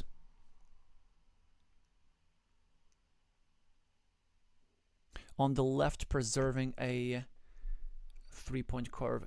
Interesting, somewhere irrelevant for... yeah, here it is possible, but then, like, our opponent can go here. There are 4 crossroads. And then with this straight line, they can set up another monastery. Like, it's okay. Yeah, I like this puzzle. It's very, very subtle. I think my first choice is this. My second choice is this. My third choice is maybe this? No, this I don't like, because it just helps them a little bit too much. The whole point is filling this here square, because that's the best square that they have. All right. Also pointing out the road end so that it is more independent. Some 5-point road opportunities here. So, sacrificing a point to prevent our opponent from stacking lowers the variance in the game, where we have a slightly better position. All right, let's vote. And let's see. I'm gonna. My guess is that all the other answers are gonna be different. All right. Yeah, this is an option because again, it controls the road end, protects this here square. However, our opponent can sometimes go here and obstruct this with tempo, but it's not such a big deal. Same.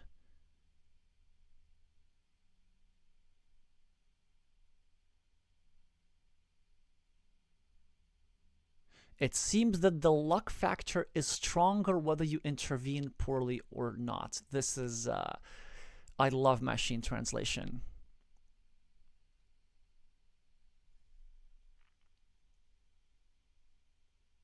Yeah, this is also a decent idea just to get the curve. It's still, I guess, like, yeah, it still allows stacking a little bit, because then red does get benefit from this here shared square. If we go here, then red just cannot stack at all, basically, because red can just go here, but this is nowhere near as powerful. It's just one extra shared square. It's not even a shared square, it's just 1 point for them because they're sharing it with us. Diagonal stacking is basically not stacking. Vertical, horizontal, that's where all the rage is. Yep, that makes sense. Ooh, ooh. That's creative. So we have ourselves a 4-point road. We're trying to go here. And we're trying to prevent ourselves the blocking opportunities. But the reason why I don't like this, I mean, I do like this. It's super creative. It deserves a lot of respect. The issue that I see with this is that after our opponent goes here with a city cap and invades the city, we have accidentally restricted this platform, right? Because the whole idea why our position is good is that if red manages to go over here, they would be exposing a square for us to block this here city. Now we won't have the square anymore because we obstructed it with this side of our monastery. And, well, the blocking becomes just way less potent because red is okay with losing this meeple, simply. But it's a very, very interesting idea. Yep.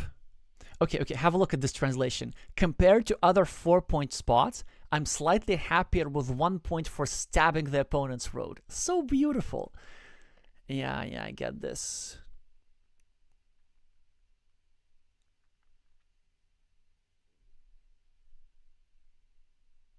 He's saying, I'm not sure if my opponent would place the monastery where he wants to stack it. No, I'm sure. I mean, of course he would. Of course he would.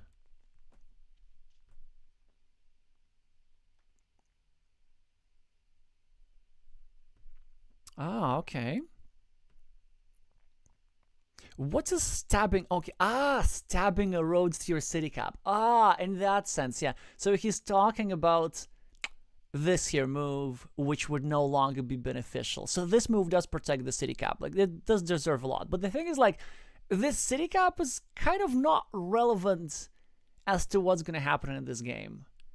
Because it's either we finish this city and then we block this guy, or he invades and then we block this guy, or he finishes the city and then we lose 2 meeples. Kind of all the rages in that area anyway.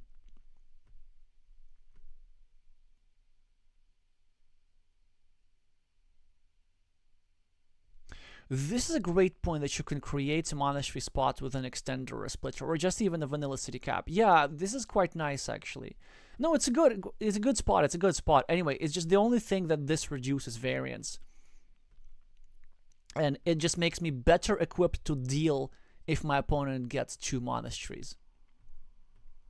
That was my sole, well, not sole, but the main reason for the choice that I chose.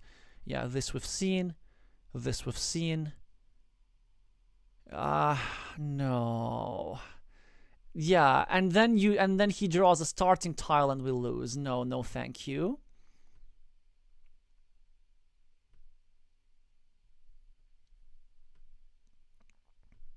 Okay, I'm happy I made a move which nobody else made, and I do quite like that move. Let's see how you disagree. Of course, you all disagree.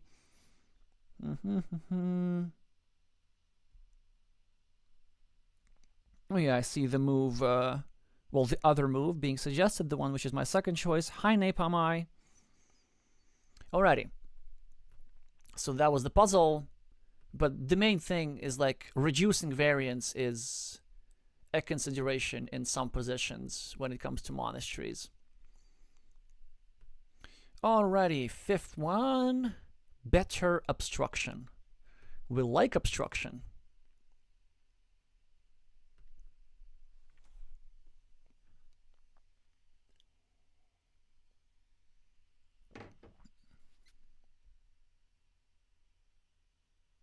Oh, right, self-evident. Of course, you were suggesting the monastery on the left. Yeah, which also has its merits. Okay, no, this puzzle I did yesterday, like, it took us ages. I just did this together with somebody else in secret practice. So, like, I could talk you through this again, but I don't want to because that wouldn't be genuine. But basically here, I'm just going to walk through the candidate moves real quick. You can go here, finish the city. You can take 3 quick points. You can do something like this, trying to obstruct the square. You should not go here because it will help your opponent's monasteries. And then eventually, I think we settled for this. But it's actually quite a complicated evaluation, so let's just do something else.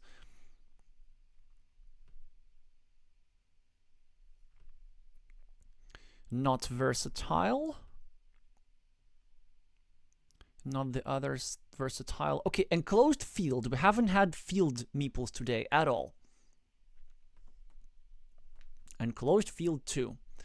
We have ourselves a curve in hand with 48 tiles remaining. We're down 1 point on the scoreboard. Of course, playing the yellow meeples. And well, what are we supposed to do with the curve here? Okay, if it says enclosed field, here's what I see. I see that my opponent has a 3-point farm with not a lot of green squares, and this here, and if we go here, we can take away some further green squares. And this is what I get based on the title of the problem, but it's just not worth doing if you ask me. Because then your opponent can just get another curve and develop his farm later.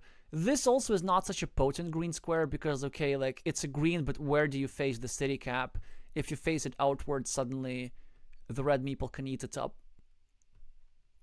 So I think we do something else. There's no point in blocking red's monastery because this square is very sensitive, and ideally with what we're going to do, as yellow, we're going to build here, build here, build here, and try to sneak in some sort of threat of completing this city after having built it up with big tiles to proportions which are greater than this monastery anyway. So this is more like a midterm feature here. This city on the right is unpleasant.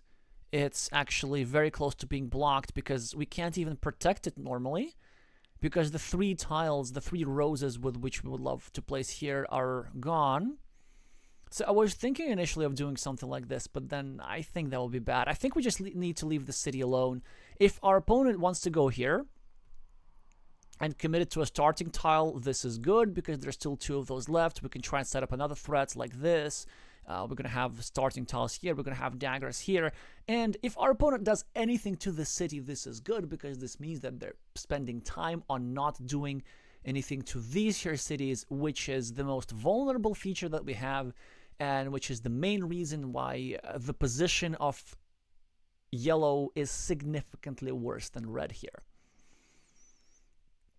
Even if we get out alive of the situation, and we often don't, we get like a max of 14 points for the city, which is not a lot for the trouble. And I really can't see what could we do about this, because I was thinking of a defense like this in order not to allow our opponent to get a curve or something.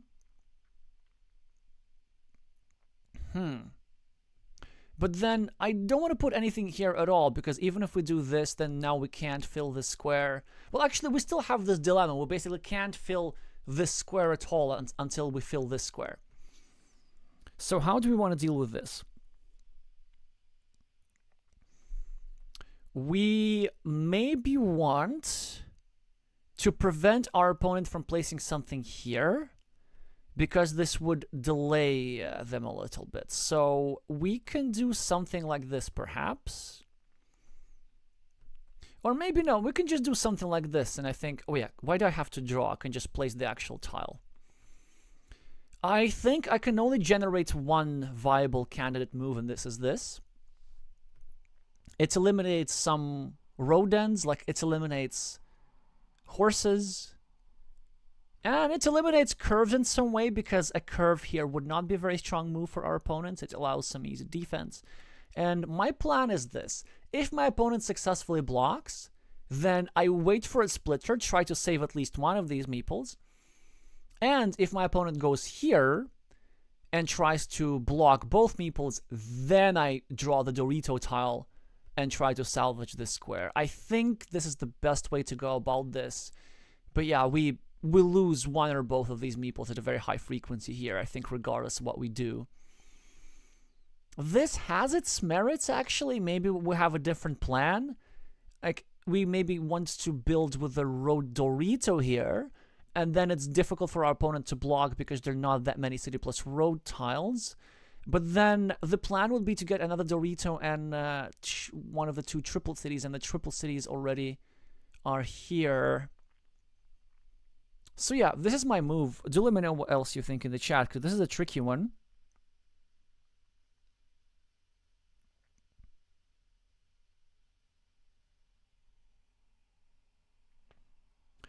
Oh, yeah, how yellow got into this position, we don't know. Which is also maybe a good thing, because when you evaluate your position, especially after you make a mistake, you don't want to be thinking about the fact that you've just made this mistake and like, oh my god, I did this stupid thing. No, you just play whichever position you is, and that's why these puzzles are so useful, because we don't know what happened before. It's kind of like a narrow slice of the game. And so we get to be psychologically unobstructed.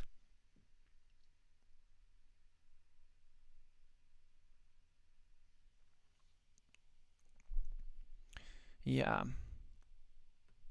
Well, it reminds me of some spectacular game that I lost in the 2023 World Championship, World Carcassonne Online Championship, 2023 World Championship. No, 2023 World Team Carcassonne Online Championship against Team Spain. It really put the pain in Spain. But yeah, I did lose 2 meeples like this. Never again. Alright, let's confirm. Let's skip. And I really want to see other ideas. Only marginal value can be extracted from this tile. This way we make it a little bit harder for red to set up a platform for a permanent block. And we'll leave it at that.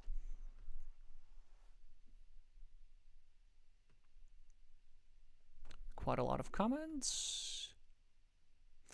Nah, we don't have meeples to do this stuff. No, it's too late to do these sort of things. And if you want to start a road, then you start it here, but it's unobstructed. It's just also like we're running short on road ends. We have 3 road ends, and like these 4 points are not going to decide the game. Just no. Yeah, this is reasonable, but this is only if you look at the title of the puzzle. I wouldn't bother with something like this. This is reasonable. Yeah, this is better.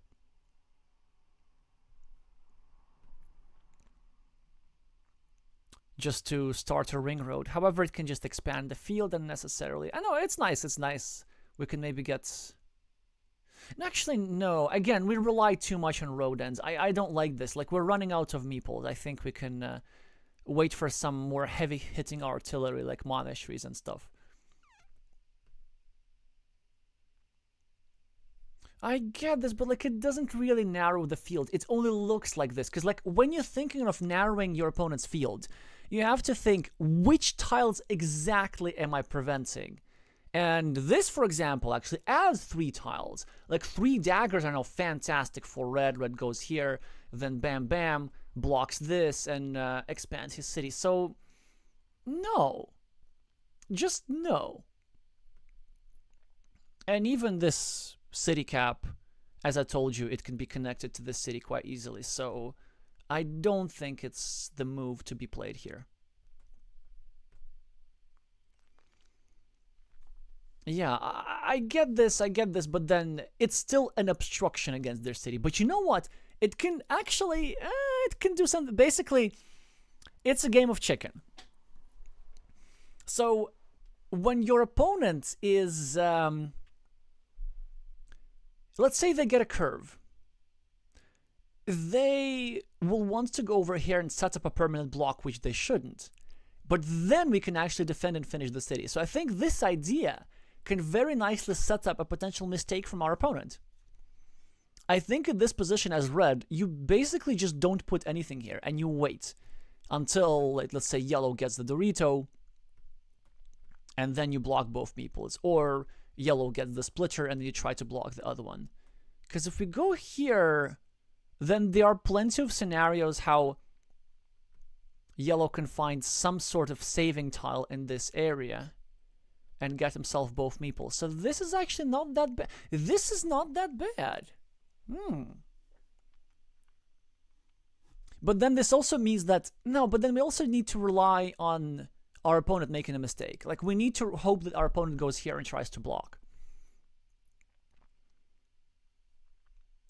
Because then that way we just can't continue the city. Yeah, I don't think I want to put anything here. I think I want to make them spend the move and make them have the decision.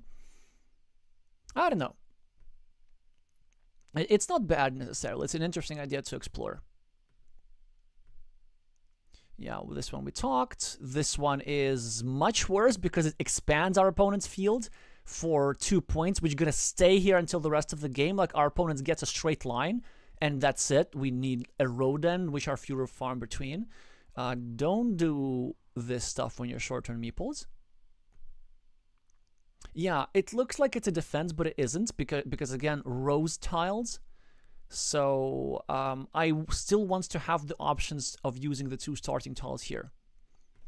Speaking of starting tiles, one kind of cool defense is to try and get something like a Road Dorito here. And then maybe get a city tile. Or, wait, if we don't put nothing here... Yeah, I told you we can get a regular Dorito. Well, anyway, many interesting ideas. We're not going to have time for all of them. Yeah, we've seen all of that.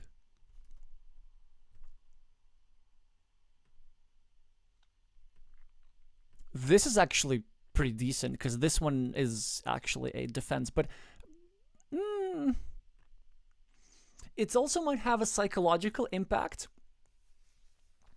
because this move indirectly protects yellow's city, and you're making your opponent think that this here city is more important to block, and your opponent might spend more tiles on blocking this, allowing us to draw a Dorito before this here square is restricted, which would be our way to saving ourselves out of the dicey situation. So you can try like a psychological manipulation like this.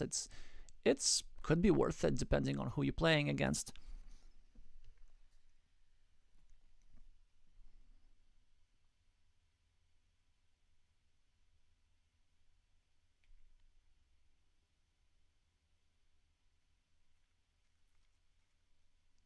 Oh yes, of course, self-evident. I appreciate you remembering the game in question from 2023. Yeah, defending is definitely a possibility.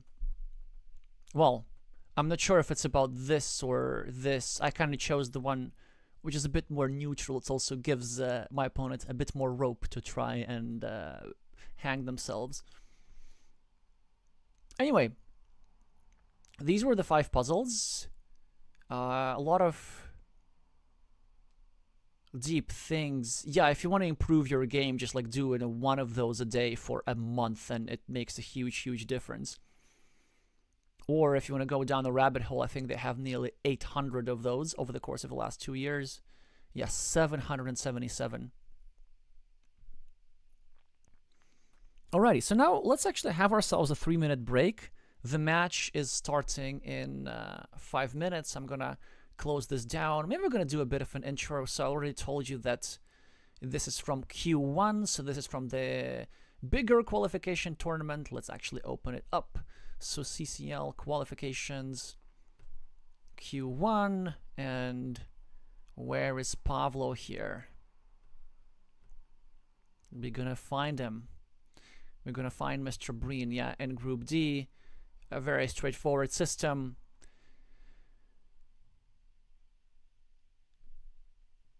Eight players. I think the best 2 qualify for the Champions League, if I remember correctly. Need to beat 3 players in a row. you get one possibility to lose the game, and then if you lose 2 matches in a row, then you're out from this lower bracket. We've been through this. I don't think we need to talk about this that much no more. So the players, Pavlo and Edgard. Very nice philosophy here. When I lose, I'm not the worst. When I win, I'm not the best. Acknowledging the variance in the game.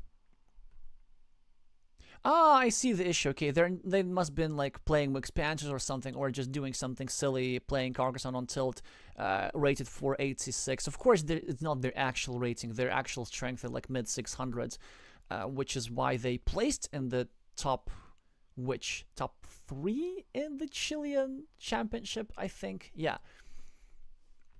Or top 1? No. No. Top 2 or top 3. I'm so sorry I forgot about this. But, yeah, I've even streamed this a couple of weeks ago. Pavlo, of course, has to boast a max elo of 732. Has been a master for a while. And, obviously, a permanent player of Team Ukraine and 15,000 games of mostly Carcassonne. This, of course, is something formidable. Yeah, I'm gonna put Pavlo as like a slight favorite here. Like all these Ukrainian masters, they're just so solid. They're not gonna do anything overtly silly. These open positions, not much blocking. Really like Carcassonne, which looks kind of simple, but in a good way simple. Anyway,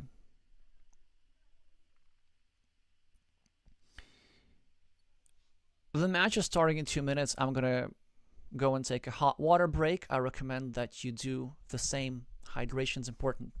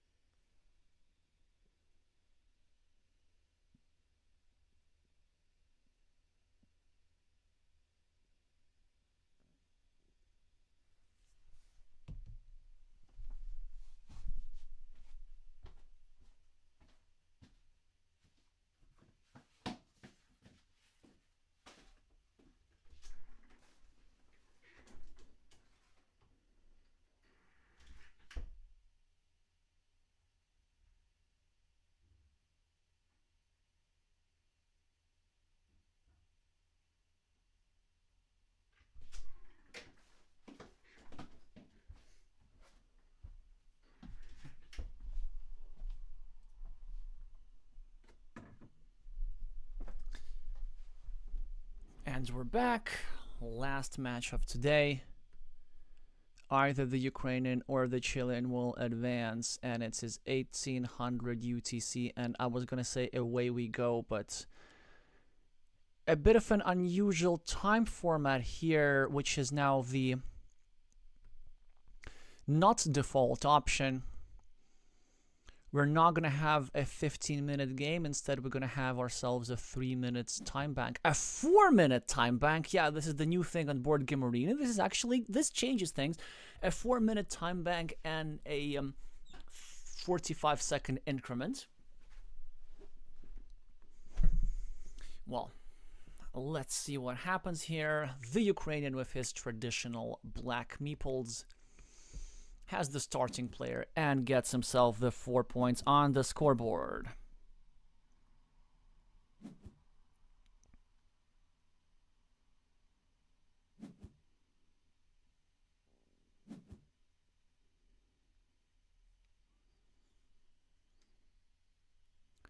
City move from red. I will be back with a bit more dynamic commentary. I'm just trying to check something earlier that you said in the chat.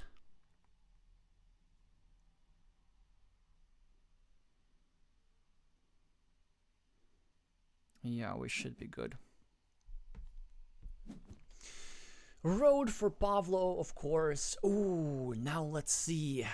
A little bit of a decision here for the play with the red meeples. That is Edgard Townsend, whose rating, of course, is much higher than what it says right here in reality.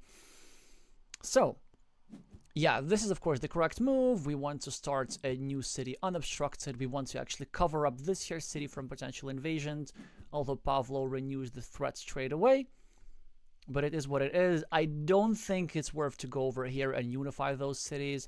If our opponent blocks us, we just take the block, because there's still going to be at least 2 tiles that fit into this square no matter what happens. Red probably just going to go over here, continue his city, and get 8 points either from here or from here soon enough, and this is exactly what happens. It was also not crazy to go actually over here. I didn't think about this move. I should have thought about this move. Pavlo now is going to invade the city. On the left, it's more important than invading this city, of course. But now he has the luxury to think a lot about every move. It's also interesting to see how the players are going to adjust to the new time control, because 3 minutes and 4 minutes per turn is a big difference when it comes to stuff like endgame calculation. And Red gets himself the little bit of a scoreboard advantage by completing a city with a dagger, leaving the city of black mildly vulnerable. But black with a splitter tries something menacing. The idea, of course, is to get 3 Doritos in a row. This is the ideal scenario for black. Try to get an 18-pointer here. Red with not a lot of options. Probably might go here and start a new city, but I think in this position it's not really worth it, because it's only improving the monastery spot. Also, if you do start a new city, then you sometimes get blocked in this here square. I think here we just do something like this. We simply try to avert the disaster. Or this, it's not bad. Trying to block this road. And if our opponent successfully defends, if they get a curve or something, preparing this starting tile, then we get to meeple the city cap. But look, this is actually pretty cool from Pavlo, trying to set up a city over here and a defense at the same time, but a block will occur nonetheless, and with that, Red will get the advantage in this game. A meeple without compensation is, of course, always something that's very nice to have. Hi, Helga.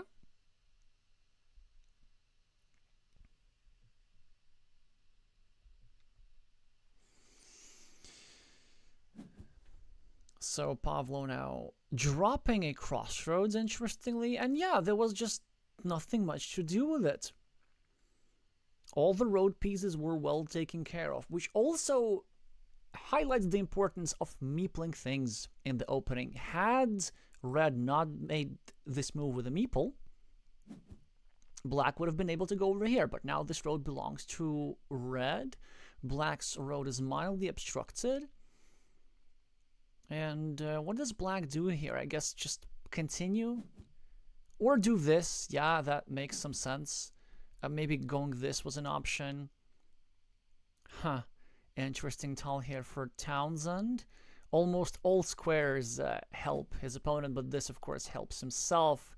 And now tries to obstruct this here square. Pavlo cannot do all that much, except, yes, of course, continuing the city on the right. We do not want to finish the city on the left pretty much ever. I think we just have to wait for the Doritos and triple cities and try to create a threat like this. But Pavlo, I was going to say, is about to lose a second meeple, but a fantastic tile. One of the two remaining daggers go to black. Scoreboard equal. Meeple back. Townsend now could continue his city, but it would make his road more vulnerable, so probably we're going to see a more patient move, maybe going over here and invading the city of black, maybe going over here for a 5-point road, which actually looks a little bit too risky. I wouldn't do that. Maybe even starting a city and... Nah, impatient. It's okay, but I really don't like having to use a crossroads here. Like, because this city was, well, it was not dangerous at all. So a bit excessively conservative here. Pavlo, though excessively aggressive, has 3 road separately, 2 of them blocked. And if you're gonna meeple a road, then at the very least, don't rely on crossroads everywhere. Do this. Go for a 5-pointer and in general, just like make a more natural move. Yeah. Aggressive scoring is not always the answer. It depends on the position, because this now should annoy black a lot. Now black has no option to complete the loop over here. And even if red finishes the road at the top, then this here guy could suffer a little bit. In the meantime, black finishes the city on the right, which could have been prevented had had red attacked it, but whatevs. Edgard continues his road. Tries to put some pressure here. Pavlo with a valuable crossroads, urgently needed crossroads, decides to not drop a farmer here. Interestingly, I would probably. So Townsend now with another interesting decision. How high variance do we want this game to be? Option 1, we go here, we set up a road, we try to finish like this. This would allow a 4-point road over here, or a combination of back-to-back road monasteries for 18 points. You can't see me, but I'm just drooling over here on behalf of the Chilean. Or on behalf of either player, really.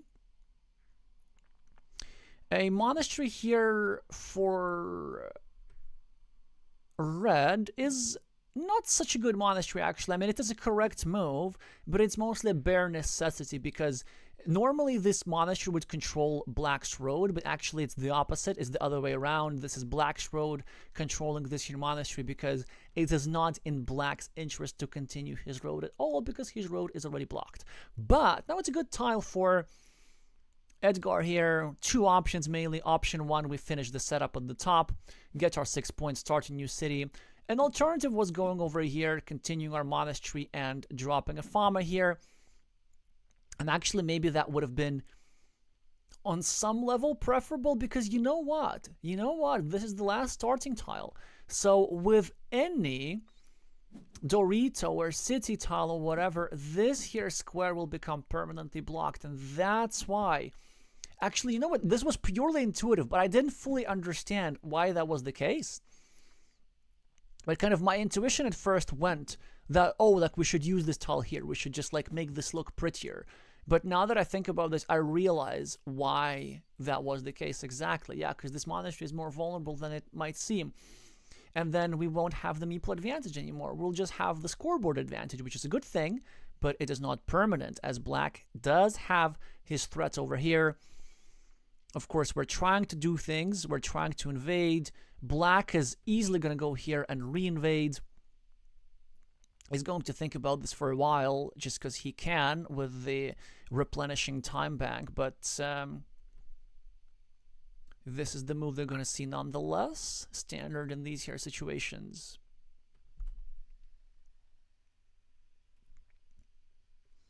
Glovier is saying 3 roads is road friendly even for me. I agree, and yet somehow Pavlo managed to get all these meeples out.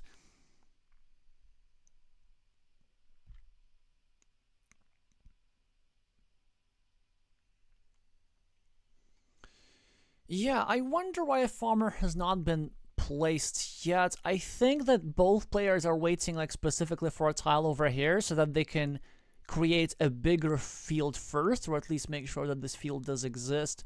I think that both players, especially Red with at the time a long-term meeple majority, could have dropped a farmer any one of his moves really.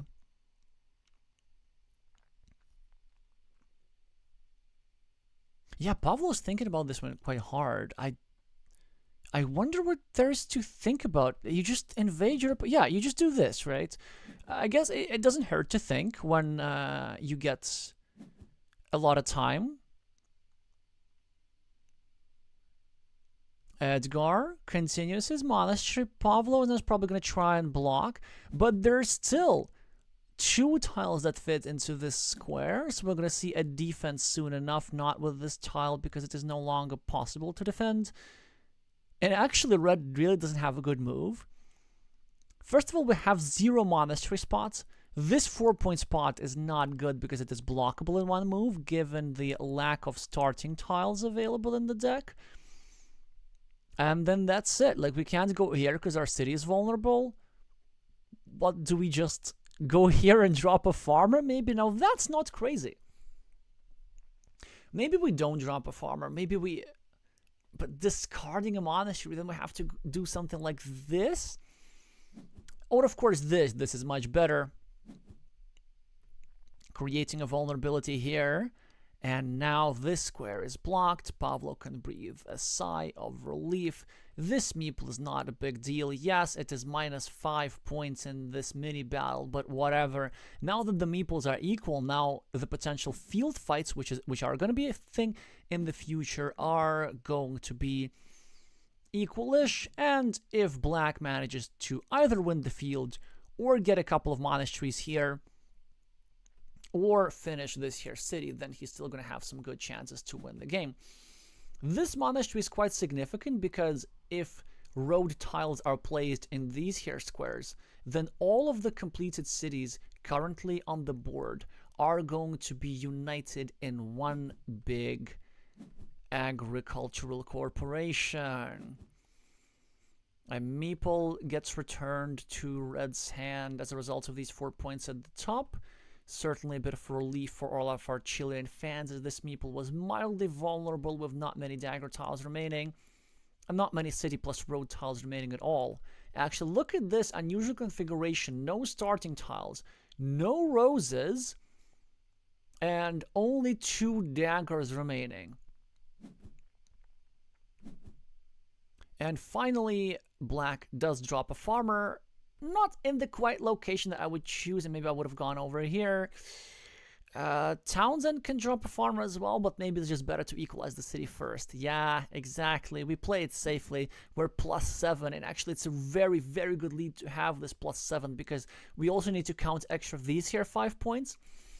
And the thing with being ahead on the scoreboard in this situation, plus the mini battle, is that you just have a more flexible winning condition, because this field is potentially 15 points. Maybe the field does not get much bigger than this, because surprisingly there are not that many city caps available already, especially city plus road tiles. And then if we score enough quick points, and if we maybe get a monastery for like 5 or 6, then suddenly we can win this game without even having to drop a single farmer.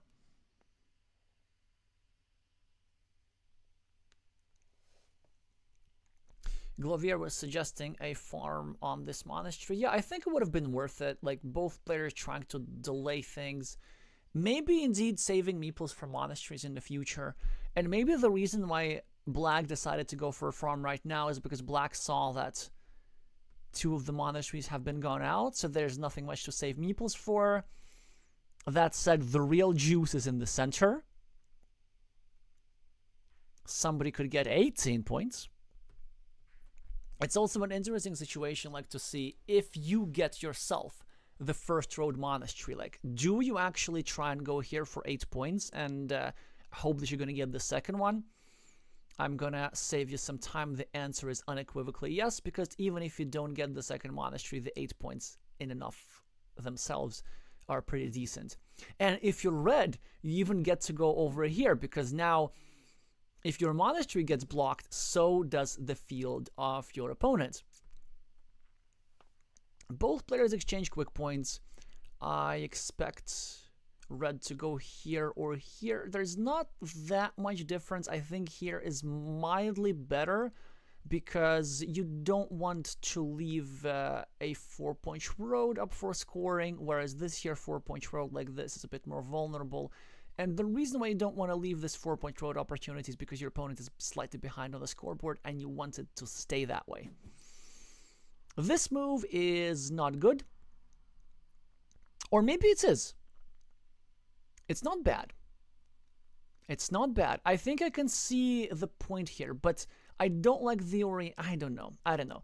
So the point of that move, of course, is that we want to try and prevent our opponent from completing a city in his field, even the city is shared. But I don't think this move is worth 2 points,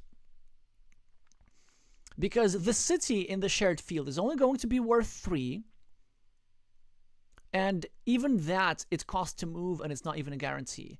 And then we still want to keep the square open to preserve some interesting options. Like option 1, we could have drawn a splitter. Option 2, we couldn't have gotten ourselves a quadruple city tile, and then we get to go here, here, here.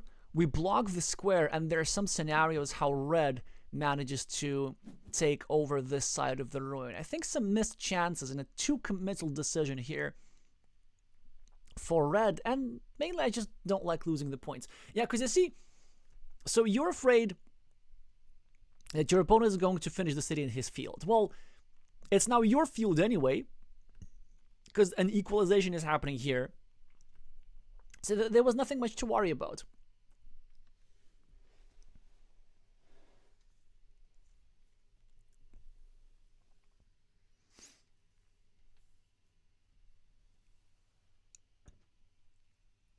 Yeah, of course, black can drop a second farmer on that city, hypothetically. And especially, of course, this is a splitter, right? Because then this actually is quite devastating if you do that. But there are still some ways to reconnect.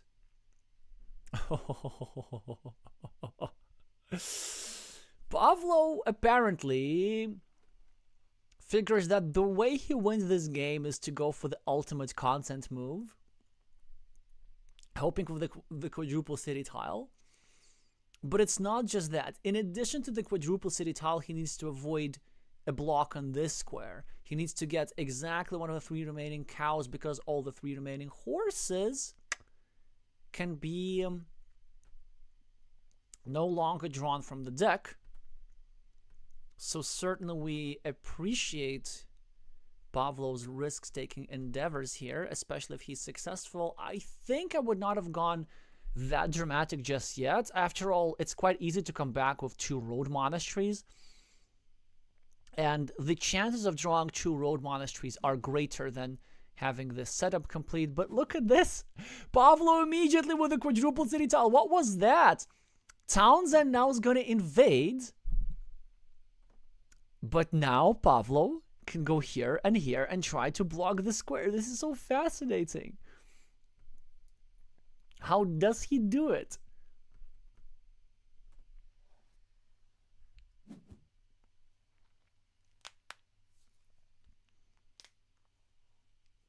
Pavlo discarding a tile, nothing much to do with that. Splitter tile for Townsend. Probably gonna go for the expansion of the farm to spice things up. Will be picked off immediately by Pavlo, which will put him ahead on the scoreboard. No, he does not go for it. I think it's not worth it. I think he should have taken the points first, because from Pavlo's perspective, again, if you just score, okay,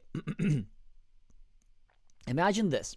You score as Pavlo, Your opponent connects. Everything here gets neutralized.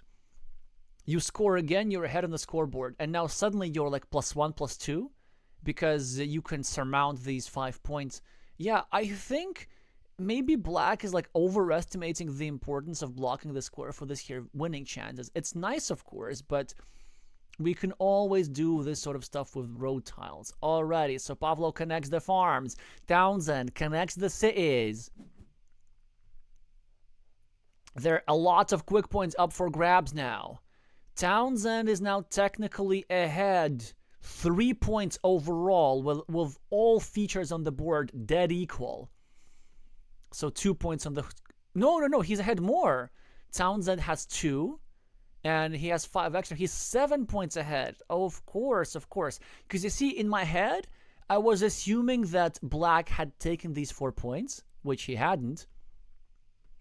Anyway, it would have canceled itself out because then red would have taken these other points. But we don't know which tile red had. Ooh, Pavlo now needs to decide, do we finish this shared monstrosity? And the answer, I think, is hell yeah.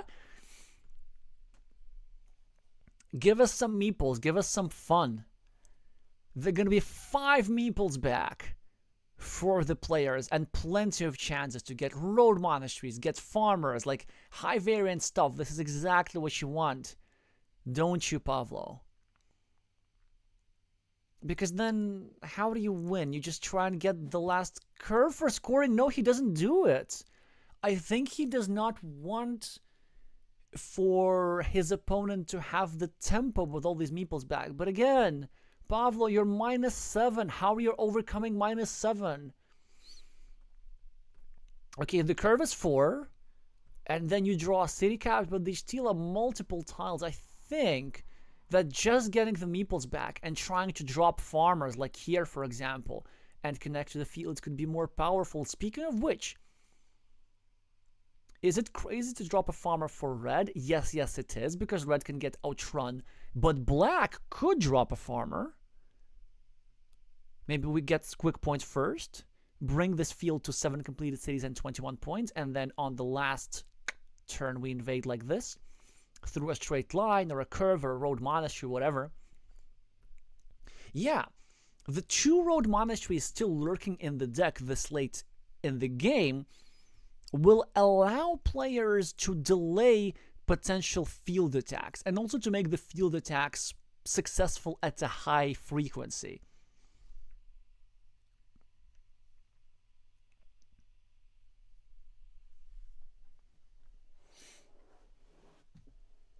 So you know what? Pavlo's strategy does make sense here, not getting the meeples back. I think he's trying to be, like, go the quick point route. And if he fails, he's not too far behind that he can still win with a last-ditch effort field attack. Yeah, I can see that. Alright, Edgard needs to do something useful with the straight line. I think I see one thing.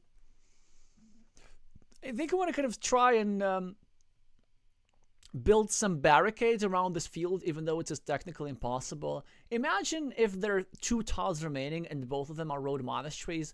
Like, you can just go here and drop a farmer like this and have an unblockable connection through either side.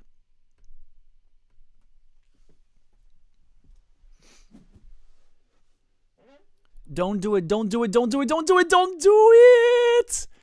Ah, I told you not to do it. No. It looks so dangerous. It looks so dangerous. But is it unblockable, actually? This is what I'm trying to figure out. Pavlo gets 4 points, still 3 behind, and Townsend now gets a meeple back for everybody. So that was his plan all along. Ah! Actually, no, this move is pretty neat. You see, my intuition was wrong. It's an unblockable farming connection. This is pretty neat. Okay. Pavlo now with a road monastery farmer. Yes! Beautiful. Yeah, and there's still 2 tiles. At the time of the placement, 3 tiles to connect. And this was actually a very lovely idea here for red. And we can't really score much. We can just get 4 quick points, which do contribute to our winning chances. Because if we both connect to the field, then we're still ahead on the scoreboard. That's our plan.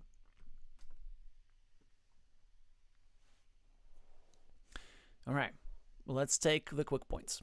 But let's use the time bank. That is a very, very useful idea here. This happens to be the last Vanilla City Cap tile. There's still a regular splitter available. Not that it matters particularly in this position. Yeah, it's really about the straight lines and the road monasteries, and really it's more about the road monasteries. Is Edgard considering a move like this? I think it's a little bit too much. Because if Edgard gets even 1 road monastery, I think he just wins anyway. So he does not need to necessarily drop farmer setting up this road monastery. I was thinking earlier of an idea of somebody getting a Dorito tile and dropping farmer here and connecting through this here square with a city cap.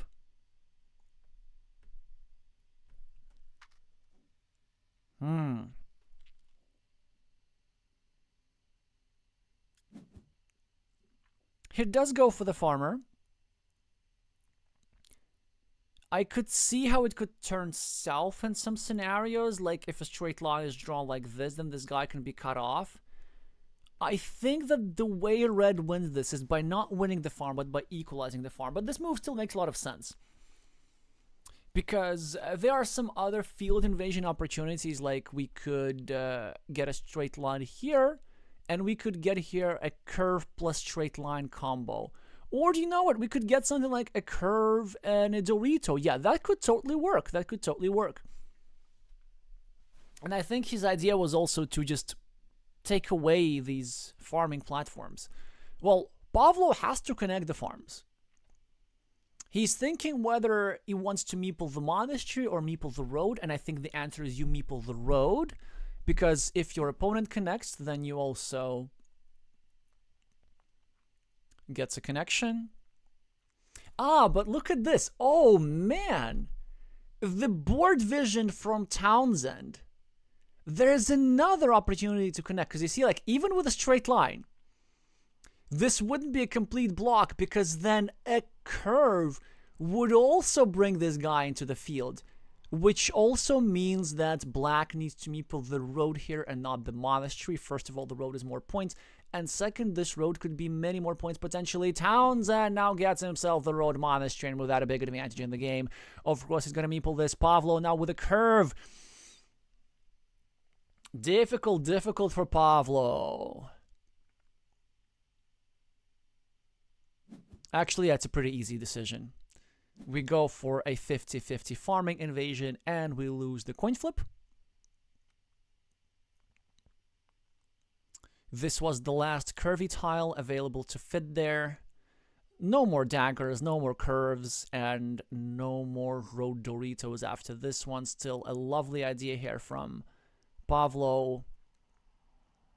Edgard just needs to do anything but go there. And he also ideally needs to draw one of the 2 straight lines, but actually he doesn't have to. All right, so Pavlo trying to attack some more. Okay, there's one more idea. We can go here. Yeah, I guess we can go here. And hope for a regular monastery now. There's one of those remaining. And then we connect to the farm like this. But it also doesn't work because there are still 2 remaining straight line. And your good Dirichlet principle means that if we need to draw both straight lines and the road monastery, and we only have 2 tiles that we can draw, this means that one of these guys goes to our opponent. So either red connect or red denies us the connection. Of course, we still need to try this. Oh yeah, I even forgot about the splitter, so it's a good attempt. But Townsend now just going to build up his field at the bottom for a pretty much guaranteed win. He has 4 minutes to figure out this. And wait, what? No. Ah, there was a road for black. Okay, okay.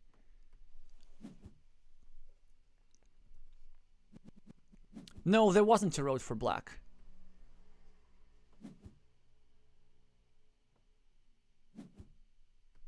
Yeah, I see what you mean. I see what you mean. No, no, this was a conscious decision from Pavlo. And so was apparently the decision not to meeple this monastery, which is whatever. Okay. So I'm not sure what the last remaining tiles are, actually. I think...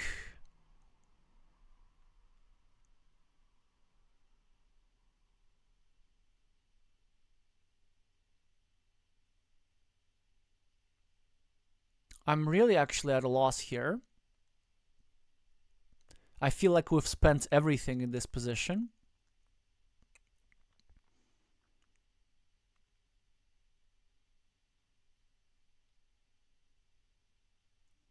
But yeah, black is looking for some sort of field attack, but black is just not going to find this.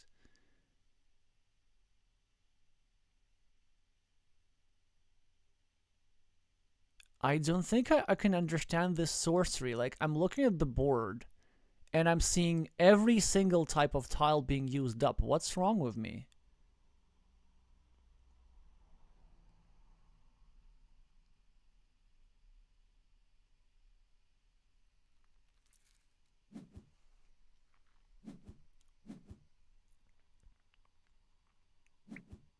Oh, nothing's wrong with me.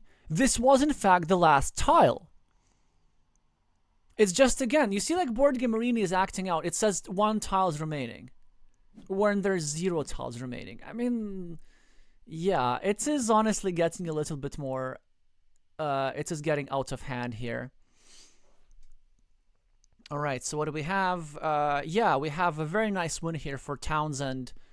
Some, honestly, just absolute amazing moves. And especially ones where, like, my intuition at first was to doubt them. But then upon deeper thought, they seem completely brilliant. Like this unblockable farmer over here. This sneaky back-to-back farmer over here, which had a way higher connection probability than I thought about. And just an amazing, amazing game here from Edgard. And Pavlo needs to think of something different, maybe. Try to avoid field in the next game if that is not working for him.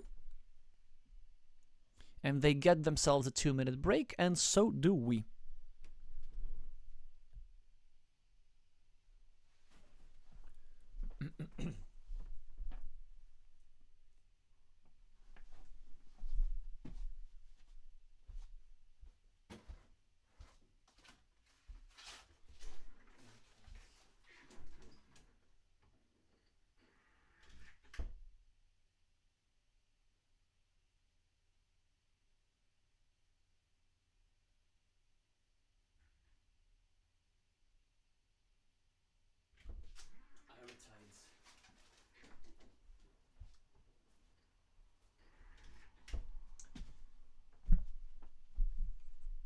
We're back. Let's see if we're starting the game yet. No, we're not.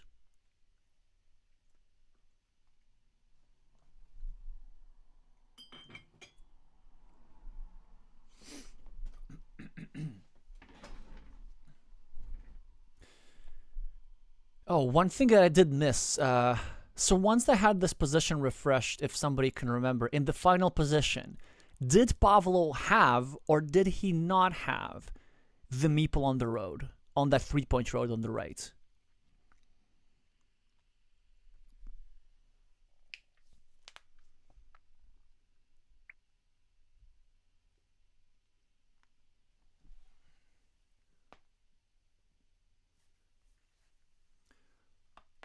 Oof.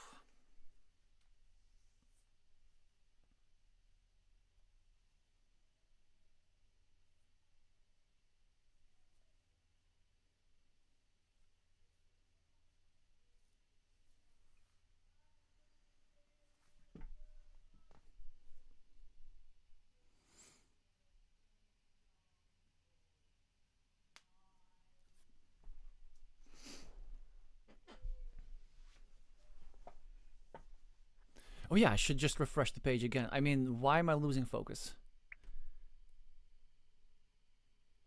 No, they haven't started yet. That's quite interesting. Then let's just keep waiting.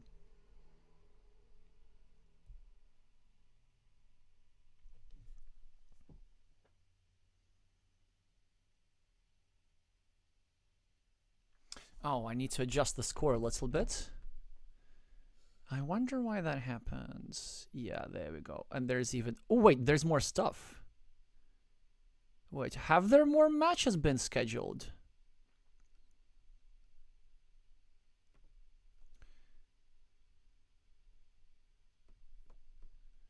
That I didn't know about. Yeah, look at this. There are certain things which are happening right now in Q2 and Q3. Well, I wish we had time for everything. But if we do have time, I'm certainly going to have a look at T-Rojas Henney against Vapula 29.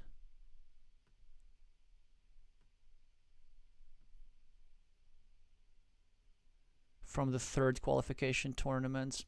Anyway, energy back. Time to play. Yes, they have created the game. Have they started? Yes, they have started. Perfect. So now Edgard is starting play with the red meeples. And already has a very interesting situation here. So look at this guy. So let me just recreate these things for you. Red got this road meeple. Standard aggressive response here from black. And red gets this here tile, and he chose to continue his own road and try to enter into a winning mini battle against this here road meeple. Nobody has claimed this city cap yet.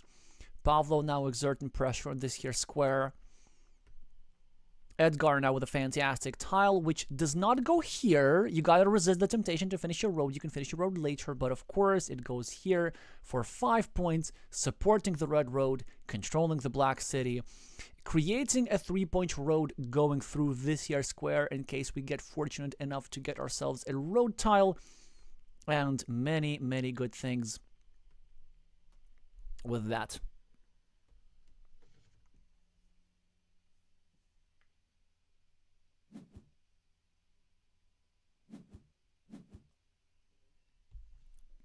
No, no, no, no, no, no, no.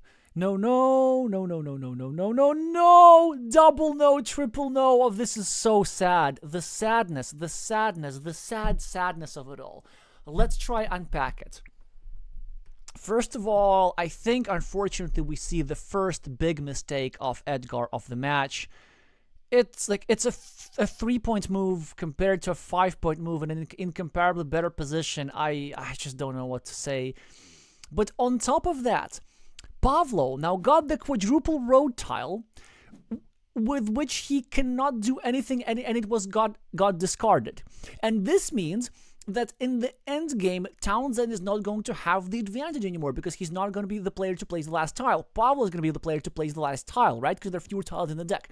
So he's going to have the worst probabilities. But this is not over. Had Red played the better move, with the quadruple crossroads, Black would have been forced to go over here, add a point to Red's road, a point to Red's monastery, and give Red a meeple back. It is such a huge swing. It is like it absolutely could be game decisive. We're talking, I don't know, like a 20% win percentage difference at the very least. Like it is, I just can't begin to describe how huge that is. Townsend also gets himself the first farmer. He gets his city now blocked. He's now probably going to be forced to invade, and yes, he does exactly that. Pavlo with a curvy tile can go over here, keep obstructing this here meeple some more, make him need 2 starting tiles in a row. Instead, he does something which is not that good, unfortunately for him. City gets connected. Yeah, and Pavlo, I guess, can continue his road, although I probably wouldn't do that. I think I just leave this 1-point meeple for eternity and let my opponent deal with this. Yeah, we have to block the square just in case. It is unfortunate to spend tiles on this, but it is what it is.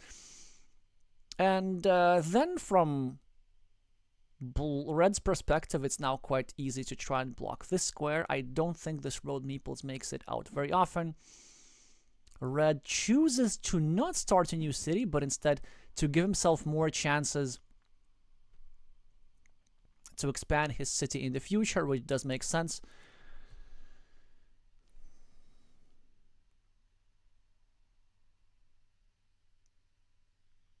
And a road monastery for black.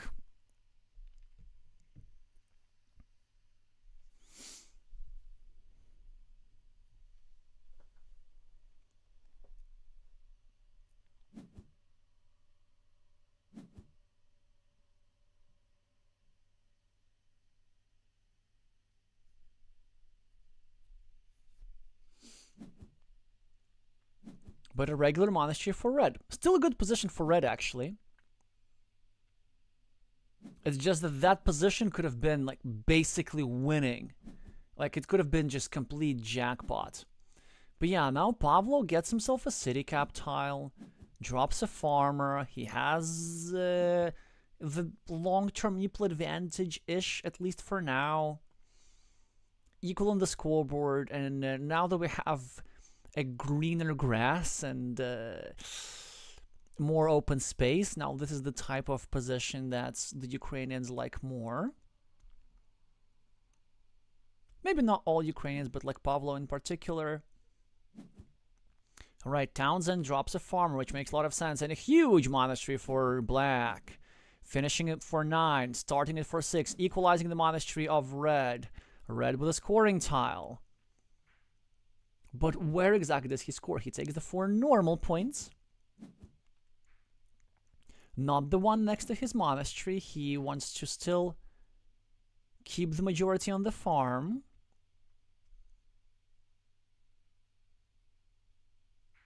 Pavlo now with a city tile when not many good places to use it. He could continue his city at the bottom, but he instead chooses to just discard the tile, which honestly is kind of understandable. Townsend now, I think he should YOLO for it. Like, it's just so good. Yes, he does this. He takes the 4 points. He risks getting blocked right here, right now, but if he can just manage his opponent getting some sort of road tile, then he will be able to finish his monastery, and no, he will not. A straight line goes to Pavlo, and of course he is going to block that square. 0 tiles that fit here. It's not a big deal to lose that meeple because, like, these 2 meeples, the blocked meeple, they score a lot of points. They score already 14. That's going to score 16, 18 maybe if this Bruin gets expanded. This guy scores only 2. And this here red guy can invade through the field all the way through the outside, which is exactly what he's trying to do. Pavlo discards the quadruple city tile. Not quite discards, but just put it somewhere not available for anyone. And Townsend with a city cap tile. Several moves available for him. I can think of 2 key moves, and this is, again, a strategic decision. This is one of them. Finish the monastery, start a new city, threaten to finish the city and drop another guy here. Pavlo probably now going to go here. Yes, of course, we don't want to allow easy city like this. Same idea, we can renew the threat right here, right now. Will he do that? Yes, he will do that. Pavlo now, of course, gonna renew the threats again and consolidate his monastery as well. He'll prepare to finish this monastery with another monastery. And now, from Red's perspective, we can try and break it. Shall we go over here? I think we shall, but the question is, do we drop a farmer there or not? Do we want to overfarm? Is our advantage big enough that we are absolutely sure that our opponent does not have any fieldless win conditions? If we're sure, I think we go for it. We keep 1 meeple in hand for a very, very long time, but we get ourselves a considerable lead on the scoring, and he goes for it and drops a farmer and also prevents the city of black from being expanded. Now that I think about this, I don't even know if Red wants to connect to the farm. I think actually he doesn't. I think ideally Red wants to go over here and block this monastery and then just somehow develop this farm on the right.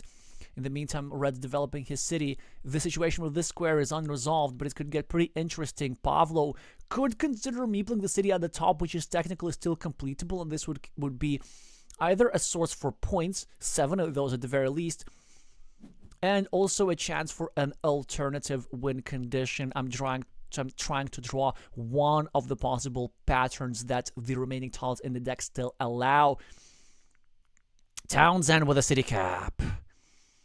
Not many good places to use it, but we could go over here and try to go here and block this here guy eventually, so there's some marginal value to be had. Also, if we do go here indeed at the bottom, which we don't, and I can understand this. This is actually quite nice. It is a blocking move, playing against both of these squares, and it's not going to succeed, but at the very least, it forces Pavlo in a difficult decision. He now needs the same tile in 3 places. He chooses to just do the same thing. And Townsend gets the perfect tile. He can get expansion for his farm and also obstruct his opponent's city. This is what is undoubtedly going to happen sometime soon. Sneaky find here for Red. Now, I think the main source point of this setup was trying to get a Dorito tile and block Pavlo's city. But this is going to do even better, and this is exactly what happens. 12 extra points for Townsend on the scoreboard. And also, this tile could have gone over here. Now it can't. Now, I guess Black can go here and try to YOLO this city, even though this square gets dangerous by the minute.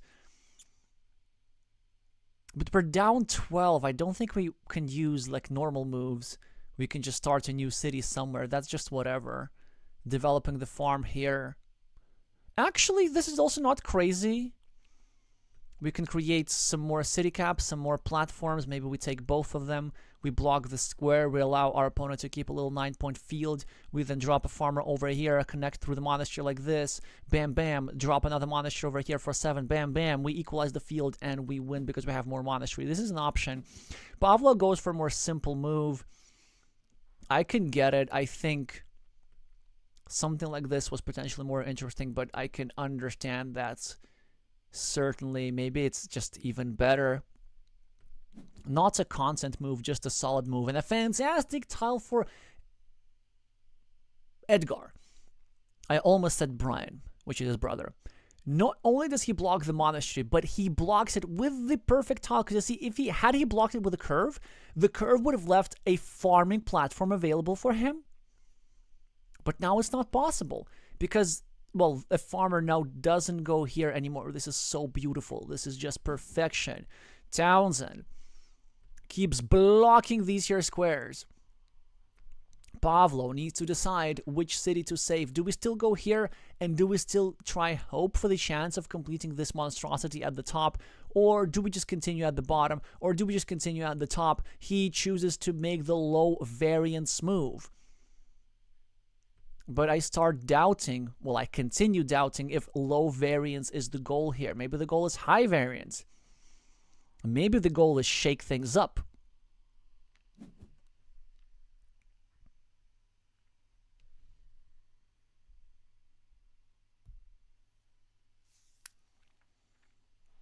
Beautiful move here from Townsend. Expanding his city on his field on the right, without giving any additional squares for his opponent to work with. Pavlo trying to block from the left. Townsend does not get a good defense tile. I think we can just leave the city alone. But what we can do, we can go here.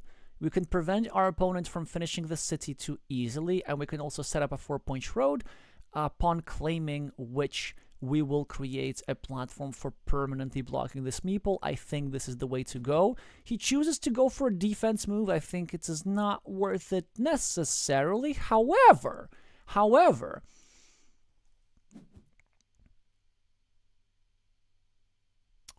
well, what's that about? However, he does this anyway, and I can see the merits. Now, I did not like this move initially because it allows for permanent block. Because look at these, 1, 2, 3, 4, 5 Rodorito tiles have gone out, so it's possible to put some city side on the left and block this permanently. But there are still 2 city cabinets that fit into this square, and before Pavlo's move, there were also 3 roses available, which is also pretty cool. So yeah, Townsend got himself a meeple back. That is very nice for him. He can choose whether to meeple this road. You could. I think it's not bad, yeah. There's so many crossroads remaining. There's still 6. It's absolutely worth it. Pavlo with a curve just cannot get himself some scoring tile. What do we do as Pavlo? Do we connect to the upper field? Or do we block the upper field and try to connect to the bottom field? The upper field is still worth 9 points, though. It's tough, tough, tough, tough, tough, tough, tough, tough, tough.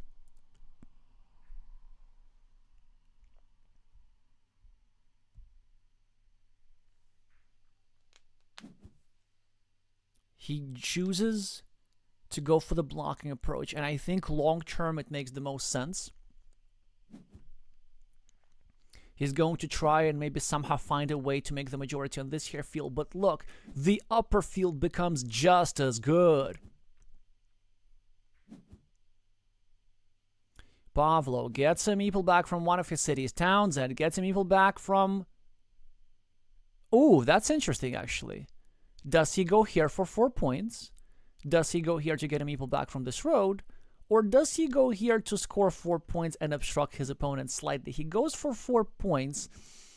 It does, however, create an attacking platform against this here square, and Pavlo cannot really take advantage of this. Pavlo kind of forced to do this sort of stuff, just get a meeple back, and Townsend just needs 1 tile to prevent this threat from happening. Of course, red could go here, just take 2 points, but I think that red much rather is going to go here or here, take your pick, and then eliminate this field attacking platform, which he had just created inadvertently on the previous move. Black, of course, could in theory go here, compete for these 15 points at the top, but everything is just so closed right now.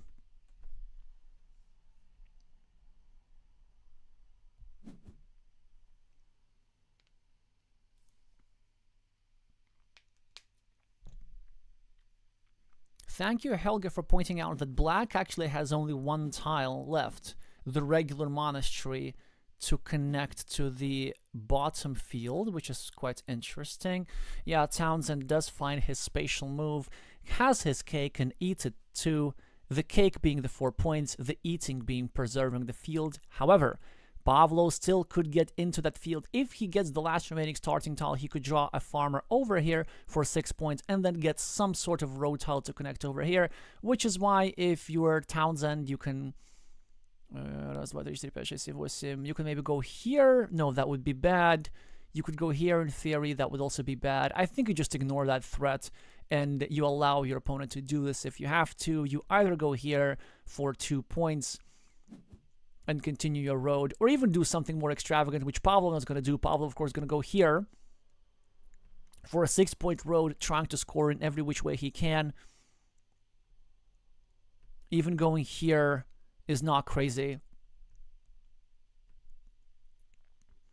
11 points down to the scoreboard, down on the farms as well, but it still has the meeples to play with 5 moves available. Yeah, he goes for a 5-point road straight away, decides to be a little bit more direct, and the last monastery in the deck has been drawn by red, which means that this here field connection will never be completed.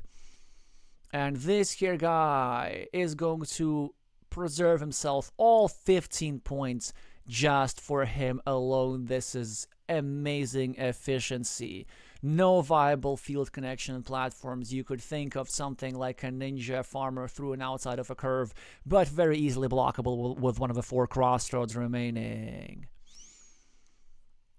So I guess black can still do something field related. Now black's plan is of course to get the starting tile, drop a farmer here, then connect 1, and then also connect the other meeple to the top field and win the top field, and the top field is going to be worth 18 points.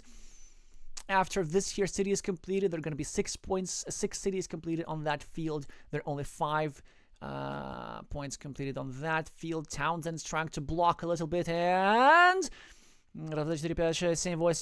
Oh, this is so smart. This blocks the exact same thing that Pavlo was going to do. Because now he was going to go here. He was going to go for the farms.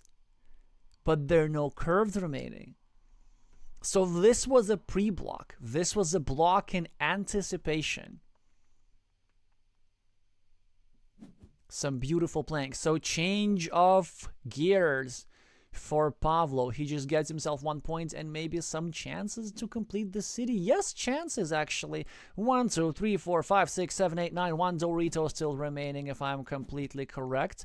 I might not be. Townsend continues his road. Pavlo with the Dorito, with the last Dorito in the game, will be able to complete this city. And no, he will not be able to complete his city since Townsend has several ways of easily blocking that meeple. Either add 2 points to your opponents and know that there are no starting tiles remaining to finish, or you go over here and maybe even meeple these 2-point city, knowing that there are no splitters available to separate. And there was, in fact, there was still 1 dagger tile available to finish this city, but none of that is going to work. Yeah, so what Pavlo needed to do, Pavlo needed for Townsend to have this tile, which was actually quite possible, and then the dagger tile would have been available for black. That is not going to happen. Black connects to the field at the top. But now Townsend, if he wants, he can reconnect. He can go here and drop a farmer like this. He figures it is not necessary. Just takes 4 quick points. Well, I guess Pavlo could still connect to the field. Yeah, of course he's going to... Oh, no. Pavlo, you go here, no? Or did I miscount something? Раз, два, три, четыре, пять, шесть, семь. I think there was still one... No, never mind. I think there was still one straight line. I think we had to go here and drop a farmer and try to connect over here through this field. Maybe Pavlo did not see that coming. Maybe I miscounted that tiles. Yep, I did miscount the tiles. This was no longer possible. But still a nice idea, of course. Nice match, saying Pavlo, we agree.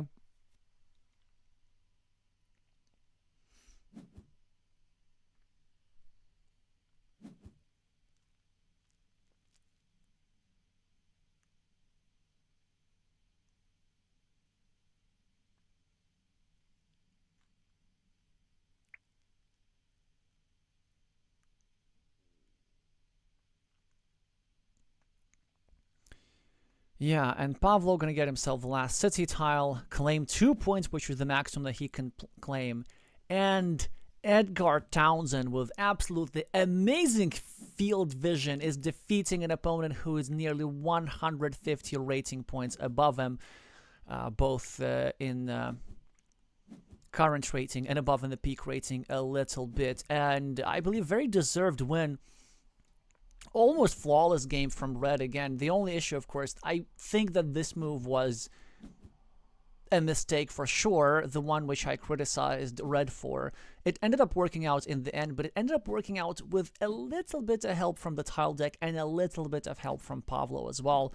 But like the whole field protection mechanisms here, like the farmer is this here guy that was just all wonderful ideas, creating the threats all the time and never really leaving his opponent any breathing room and defeating him plus 30. Chile 2, Ukraine 0. Pavlo gets relegated to where? To the losers bracket, where he's going to play Kasum Lola. I think that's Edward Yorka of Catalonia. And Townsend is going to be playing against Vega Orion of Croatia, and I believe in his shape, Edgard could even be the favorite here. Alright, see. Well, I wasn't planning to stream anything further. Well, actually, in fact, I was planning to stream the Latvian game, but that one got rescheduled. But there's extra stuff going on. So what do we have at the moment still going on? Well, we have Colombia's Tomasz Rojas against Rafael Vapula 29 of Mexico. This is in the third qualification cycle. It should be pretty interesting, no? Or have these guys just finished already? And yep, these guys have finished as well.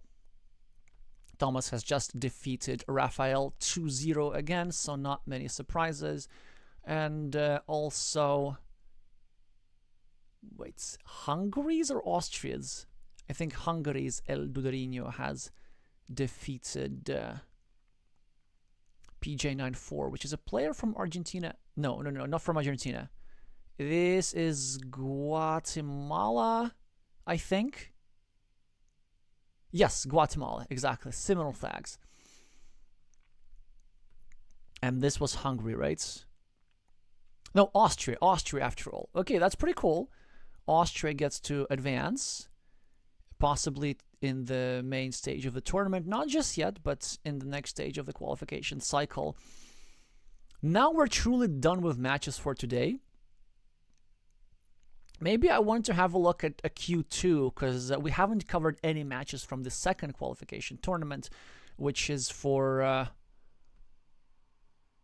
players from lesser known, newer Carcassonne countries for the most part. Just want to see if there's anything interesting coming up, and then we're going to wrap up and do a preview for tomorrow.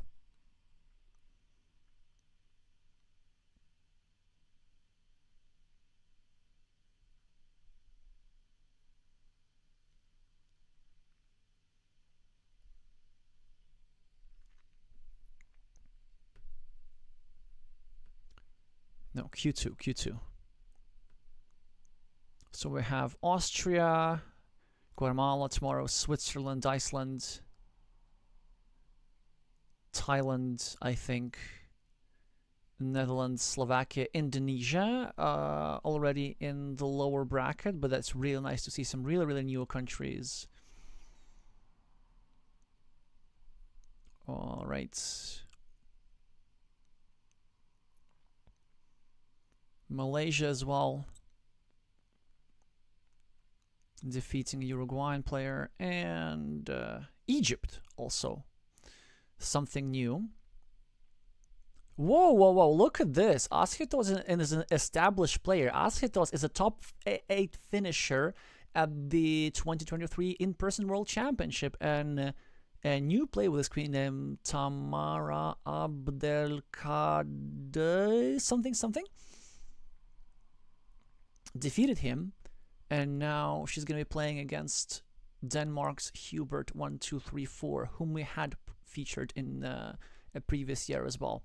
Yeah, some interesting stuff coming up. I don't know exactly when they're going to schedule their match. I think it says already next week. So then finally just a brief preview for tomorrow before leaving. What are we having? So we have lots of matches. Then there's some matches early in the day which are going to be covered by Nalleheim and Ice Maze. Probably, I'm not sure which one of them is more interesting. I think they're kind of all three equal. I guess this one has 5 stars, but I have no idea why this one has 2 stars. These are both players with like peak ratings of over 600, so, or maybe even more than this. This, yeah, and then Otto is going to be streaming this one. I'm going to be streaming this one, and then I'm going to be streaming everything here in the evening as well. Well, which is just this, right? Lord Terrycloth against Daniel Ayala, and Squalus against Loishi of Germany. So yeah, the stream notifications will come at a very short notice, just because the matches are scheduled at a very short notice. So if you want to stay up to date, subscribe for more competitive Carcassonne content like this, and me, pull the like button if you like anything about this video. For the algorithm, it does more for the video than you might think.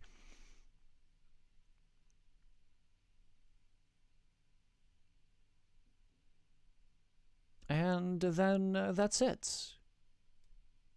I'll see you all tomorrow. Thank you so much for watching, and I'm gonna see you soon.